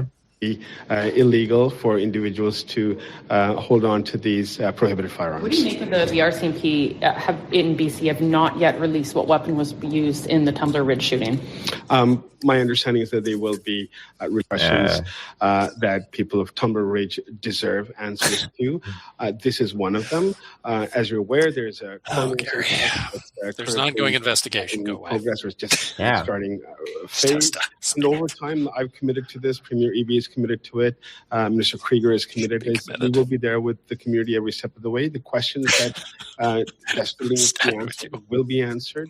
And as the RCMP concludes its investigation, they will be releasing more information on the issues around the type of firearms, issues around the where they came from. A number of questions that I think Canadians they're not interested in that. Rightfully have a demand to know. Do you know what the weapon was? No, I don't. Get out of the way, Out of the way, Gary. Oh, Natalie's coming through. Was used. You have the answer of them. You have What do the you think the answer. government should Now do? she looks mad. Any of this is not going to be completed. She's pissed. Seems like the compensation side of the program is ending this spring. We will finish the compensation program. We Canadians deserve an answer regarding the SKS, and we will come back to it. But today, what is really important, and all views that are critics to the program answer to the gun lobby. Yes. Tracy called everybody up in Canada that isn't registering personally and said, "You answer to me if you register." Yeah. She's been busy. She's been calling 2 million people. I can't even imagine if she's sleeping. Probably not. Interesting little point right there, though. She did say, remember what she said there? We're going to revisit the SKS. Yep, they're not done. Well, because the reality is they never wanted everything banned all in one go, because then you can't continue to make this an issue for multiple elections for years and years and years. Yeah. But the warm water doesn't boil the frog, right? You have to do it incrementally. Yeah. All right. And I am sure it's all across Canada. Right now, what we have to do is tell Canadians that there was some styles, some models of firearms that were banned. We want just some. We just created a compensation program because all those who bought that were goodwill people, and they cannot use it anymore. So pause for 1 sec. So if they're goodwill people that bought these guns, then how is there a problem, Natalie? Yeah. How is there an issue? I like watching her lose it because I actually do think that she's really concerned that like they're almost at the finish line and they might fumble. She's put her whole life into this. 30 years, it would do my heart so much good to watch her just see this whole thing fail in front of her face because she has not been good faith at any point. No. Compensate them. And each time we say, oh, it's not a lot, you cannot work, it won't go, we're stopping them from recuperating the money they can have. And we have to tell that everyone who says that it's just duck guns or go for guns are not saying the truth. Those who were... They're not saying the truth. I read lie. And by March 31st, they can register, and so they will receive money for what they bought honestly. Yeah, you'll receive a couple of bucks, apparently, for what you bought honestly. Maybe. But there's actually no guarantee. Well, exactly. Yeah, you may not receive compensation. They just keep hammering on that. We're not taking hunting rifles. We're not taking hunting rifles. There's literally a shotgun there that says foul gun on it. Yep. Single shot hunting rifles on there. All the African elephant guns, like what? And what are you going to do with it? You're going to bruise your shoulder harder than you're going to bruise your victims, and you have to do what, double O's every time? That's going to be really efficient. Know they're lying, Tony. They literally know they're lying. They don't care. No. Because most Canadians, if you say, hey, we're taking hunting rifles, most people would probably go, well, that's not cool. People hunt. That's important. Yeah, that's what they're afraid of. After that, they will be banned. They will be prohibited, and we'll see. And we'll All see. the other issues regarding the gun program, we'll get back to you. But today, what's important to keep in mind is there's only 7 days before the end of the compensation program. And stop disinformation, please. Guys, stop the disinformation. Stop information, please. How are you connecting to legal gun owners and trying to get them to participate in this program? If you my favorite bit. Gun lobby, it's conservative. Abby Bells, all caps. How are you? How's your government connecting with them? We're writing to them directly, but the gun lobby, the website, the system. Hey, gun nuts, calling at you. Going over that. Going over the writing. We are in a society where people do not listen at you, but listen at the gun lobby. People are listening at the news. So please help us, cite us in their website so they'll know that it's not more than what's already decided in it's already decided. They've decided. 2024 and 2025. Pause right there. They can.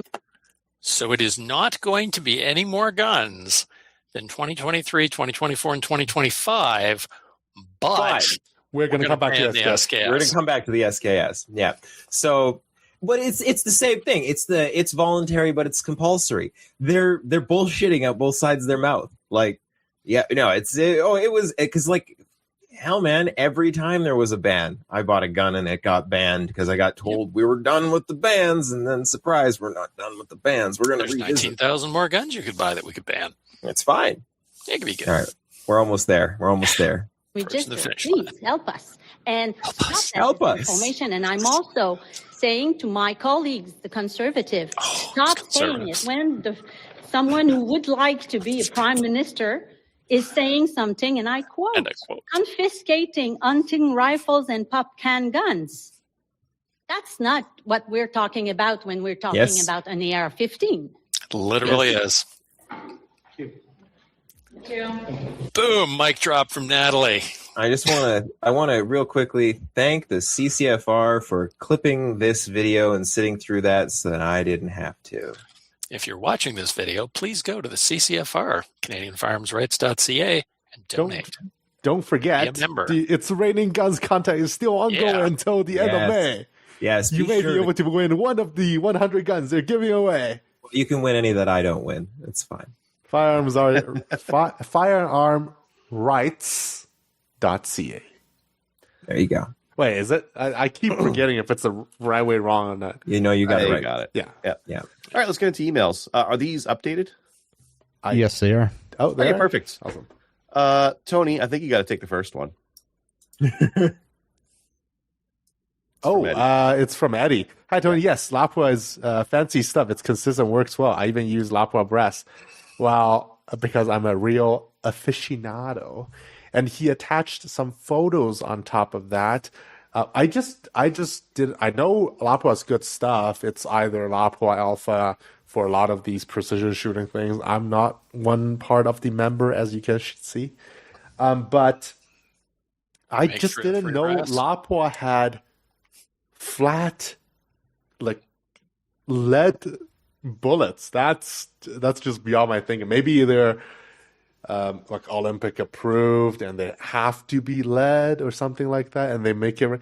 I just don't know how the shipping thing will work. Like, lead is soft and they're like bashing into each other. Is that going to make it not as consistent? Usually they put a little foamy on top of the container to keep them from rattling around too much.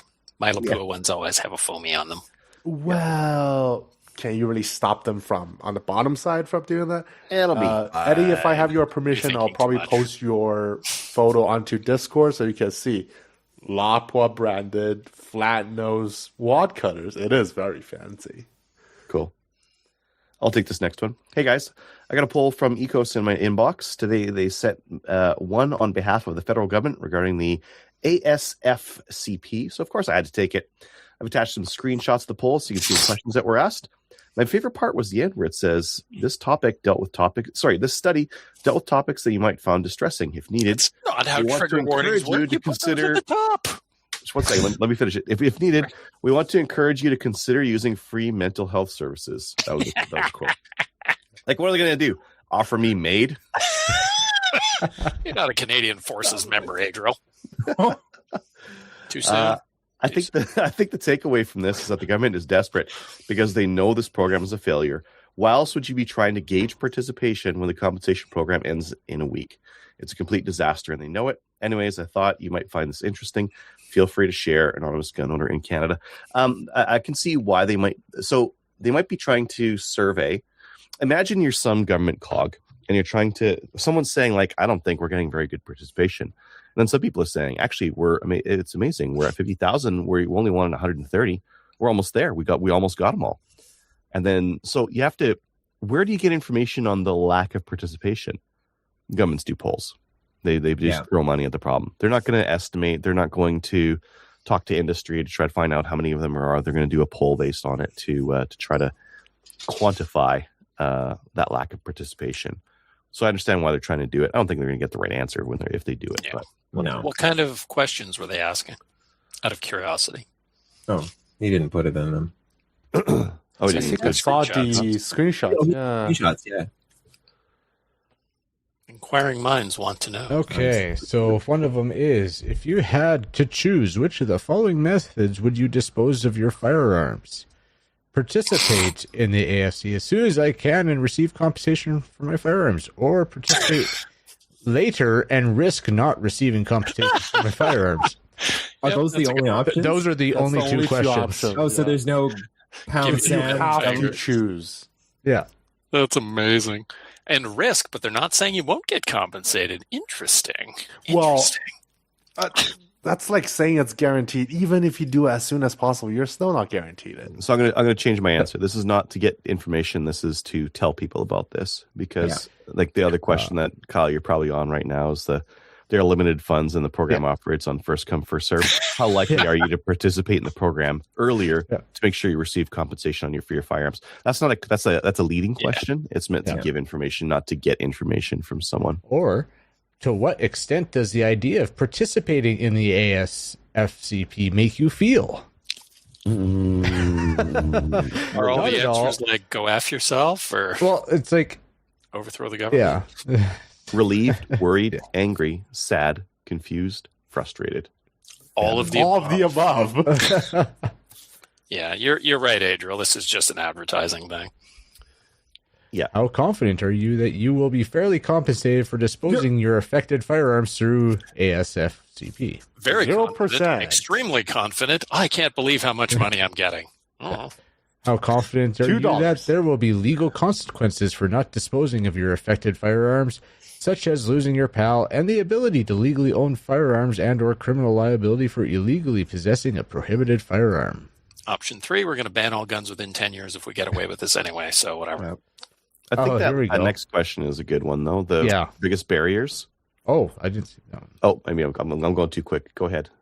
How likely, if at all, are you to replace the firearms you lose by participating in the ASFCP with other non-prohibited firearms? Which we will then ban. I tried that, and then I got fucked. Yep. Yeah. Because Tony tried that. Yeah. Yep. Go buy an SKS. That'll get banned too. On that too. Don't, Adriel, did you not hear the minister say, don't encourage other people to buy SKSs? There are going to be legal consequences, sir.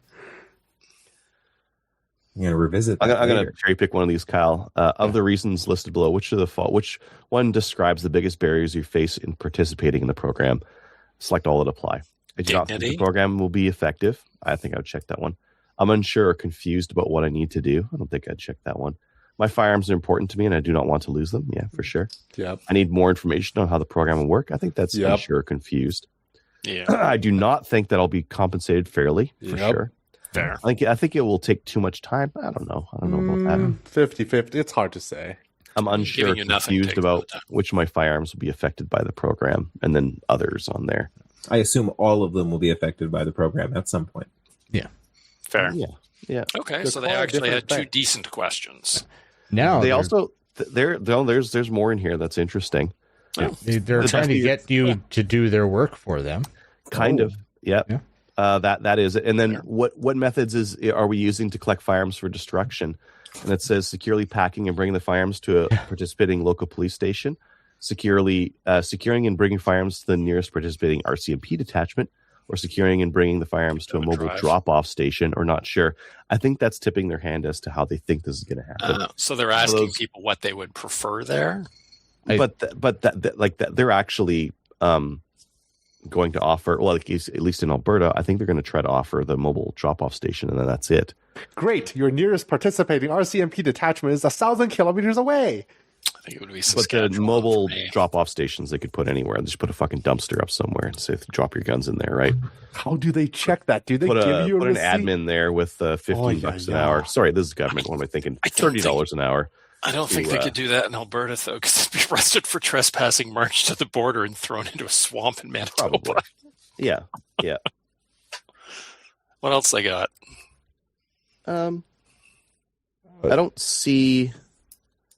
Yeah, I don't see a lot else here. Yeah, there's some that is like self-incriminating. I think they're all self-incriminating. Well, but it is of the options listed below, which ones best describes your plans for deactivating and disposing your affected firearms before the amnesty order expires on October 26th? I will dispose of or deactivate my affected firearms by participating in ASFCP. I will dispose of or deactivate without participating, or I will not dispose of or deactivate my affected firearms, or prefer not to say. You're not going to self-incriminate on a if I was American, I'd plead the fifth. Yeah. Cool. Interesting. Well, thanks for sharing that survey with us. That's insightful. Yeah. It tells us a little bit about what the government thinks that they're going to do, and where they're feeling a little bit nervous, perhaps. I wonder if they're in Ontario or something. Like, how do you get drawn for these polls? That's pretty interesting to me. Well, I imagine the government can give ECOS a list of all firearms owners from the listing.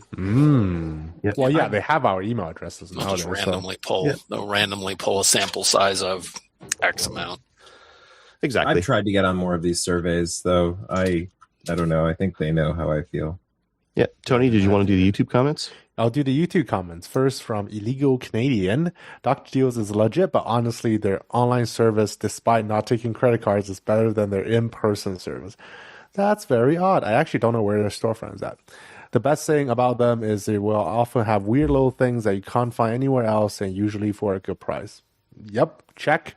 Unfortunately, they didn't find my AR site-based adjustment tool, but they did provide me a crisp $10. So 5 guns. I want to say that the NP29 is from Dr. Deals. I saw your Reddit post about it, but I don't remember what gun it was for. It totally is. Yeah, the NP29. That's from Dr. Deals. Yeah. So I have a deep relationship with Dr. Deals then. Cool. Edit. Dustin, the BC CFO is federal, so her direction doesn't come from the province. That being No, I said, know. don't expect her to take any action. We have the homework from Eddie from last week's episode. Maybe Kelly should sign up for a Starlink to get better internet connection. I think it's more of a LAN issue instead of a WAN issue, but that's me. The last part is mine. That bit of homework is for Dave next time you're at Kelly's place, or Tony next time you're through there. I'm supposed to drive over to Kingston and unplug a router, plug it back in, and then go home. Figure out what's going on with our Wi-Fi. We need whatever. a more permanent solution. Wire it. The hard wire, she needs something plugged into a wall somewhere. Right? That right there. Yep. Problem Fair enough. solved. Dustin, regarding blank firing, how does the solid plug screw into the barrel? Does it match the rifling size and twist rate? No. So that's one of many things where a blank gun is really only ever good for blanks after we get done with it.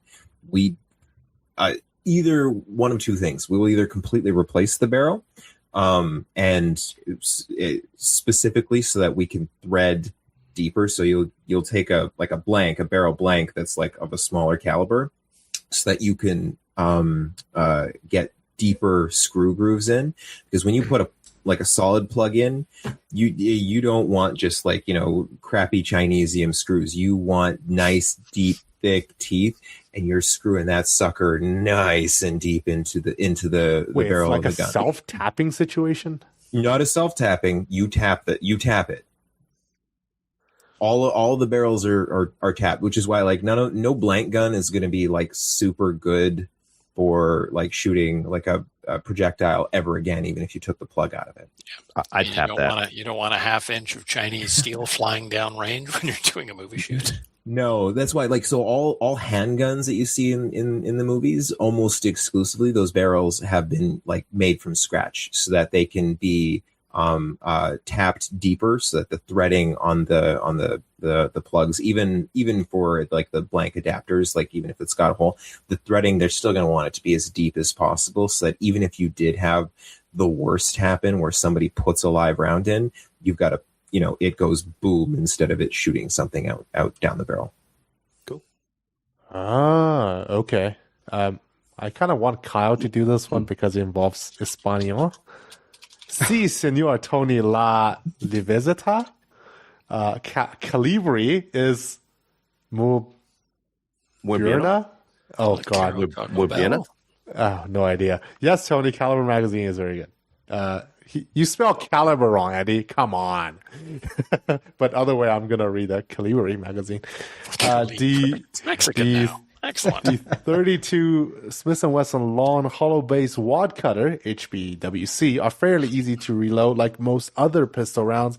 I put a slight flare on the mouse before sealing them nearly flush. That leaves enough surface to put a slight taper crimp on them, which also removes the flare, with the amount of contact area between the wad cutter and the case when the bullet is seated almost completely inside. You don't need a strong crimp to hold them in. The design of the hollow base wad cutter allows the gas into the center of the bullet to push the rear section outwards as I move down the barrel. My theory is the soft lead expands to seal off the bore as well as engage the rifling better than copper plated versions, thus achieving better results. I've sent some pictures via email. Thank you for clarity. I do have a follow-up question regarding, do you need a special seating die? Because I don't think any of my seating die will go that deep. And all my seating dies have, a standard concave, so your bullet profile will go into that without scratching it too much. Do you have a flat thing? I guess maybe that's an option. And I think check with CamPro. I think they have hollow base plated options. I know they have a hollow base 9mm offering, so I don't know how that's going to work. And then we have two comments, one on shorts, one on Adriel's JTS E60.2 over under shotgun first look. So how was your experience, Adriel? That was from... Shot a pheasant with it. I'll just reply right now. Cool. Awesome. And then U001 0002. Of course, bans don't have an impact on crime because criminals, by definition, couldn't care less about following laws. And that is on the shorts we clipped off Dr. Noor on why recent gun bans may not reduce crime, and I would be in agreement. Agrees with that. Yay, Dustin is showing the book. So go buy the book. Go buy the book. Targeted by Dr. Nora Schwartz. That is all the YouTube comments we have for today. Awesome. If you'd like to, we have an affiliate link on our website that points to Cabela's and Brownells. So if you're going to buy something, buy it through there, and we'll get a little cut, and we'll talk about what you bought twice a year. Thanks to our supporters on Patreon. If you'd like to support us, you can find us on Patreon. I will be uploading some match footage to that one for the Superstition Mountain. Yeah, Superstition Mountain multi-gun match. I'll be putting some stages up there. Kyle, I guess we have to do like another stage breakdown video stream one of these days. Yeah, we probably should. Yeah, probably should. If you'd like to email the show, send an email to slamfireradio@gmail.com. Sorry, Dave, you mentioned something there? I'll watch it. There we go.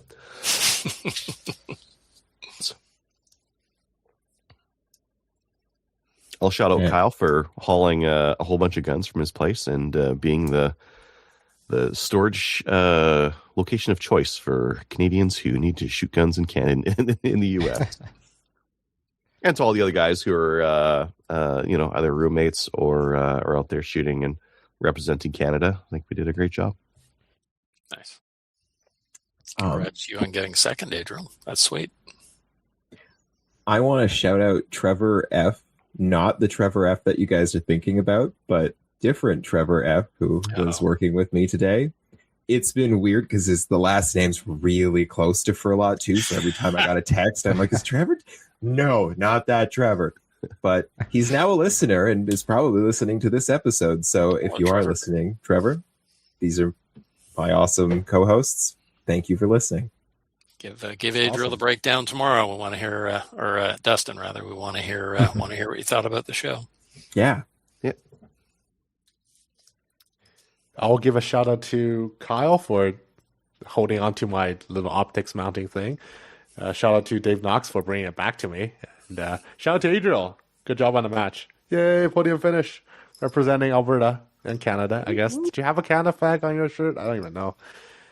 And I will give a shout out and recommendation to, again, on the Perf podcast, Adam Reiser, who was at the match. And he mentioned the Canadian crew for being crazy dudes who built their guns like the day before and go shoot the match and make the gun explode. But it's funny that the American guy who built his gun before it didn't work, but the Canadians were okay. So, hey. I don't know. I think as the traveling Canadians are as picky about things like, this is much better than the WK-180 we had a year and a half ago. 10 out of 10. Low bar. Too soon, Tony. It doesn't throw broken pistons everywhere it goes. Come on. I'm going to shout out all 17 people for making the trip down to Superstition. Shout out to the squad that I shot in. Half the squad was the Canadian crew. The other half were other guys, just local or whatever. It was a great squad to shoot on. Extra shout out to the housemates for an entertaining week and a bit. Oh. And awesome. Yeah. Cool. Shout out to Adriel for giving me his prize. I'll have to talk about the prize that I pulled off the table next week because I forgot to talk about it tonight. But congrats on the third. Michalik is 75. How do you think he placed out of 360 competitors overall? God. Oh, God. I've heard top 10? on the perf they're saying like not top 10. Place. He's 75. Okay, fair. Top 30? Yeah. Top 30, yep. Nice. Is he like, 11th or something? I think he was, I want to say 16th. Is that? Wow. He was in the squad ahead of me. And you know what? He was like running for patching too. I saw him like, there's some steel stuff. Jogs over there, sets up the steel. At 75 years old. This is how you stay healthy, though. You got to shoot a lot of guns and do a lot of moves. Lift a lot of steel. He's 15th. He's 15th Damn. overall. That's damn right. Overall, anyone who says like I can't do this, I'm out of shape, or I'm too old is like too old for this shit. You don't got any excuses. That guy's 75 years old and he's rolling us. That's awesome. Good for you, Jerry. Cool. That's wicked. Yeah. Okay. Join our Discord server. I'll probably be posting some photos from the trip out there. Watch us on Facebook, YouTube, and Twitch. Join the CCFR. We'll see you guys next week. Good night, Kelly. Good night, Kelly. So if you have any comments or questions for the show, please send an email to slamfireradio@gmail.com. Now go grab a gun and shoot something. When the talking is over, it's time to get a gun.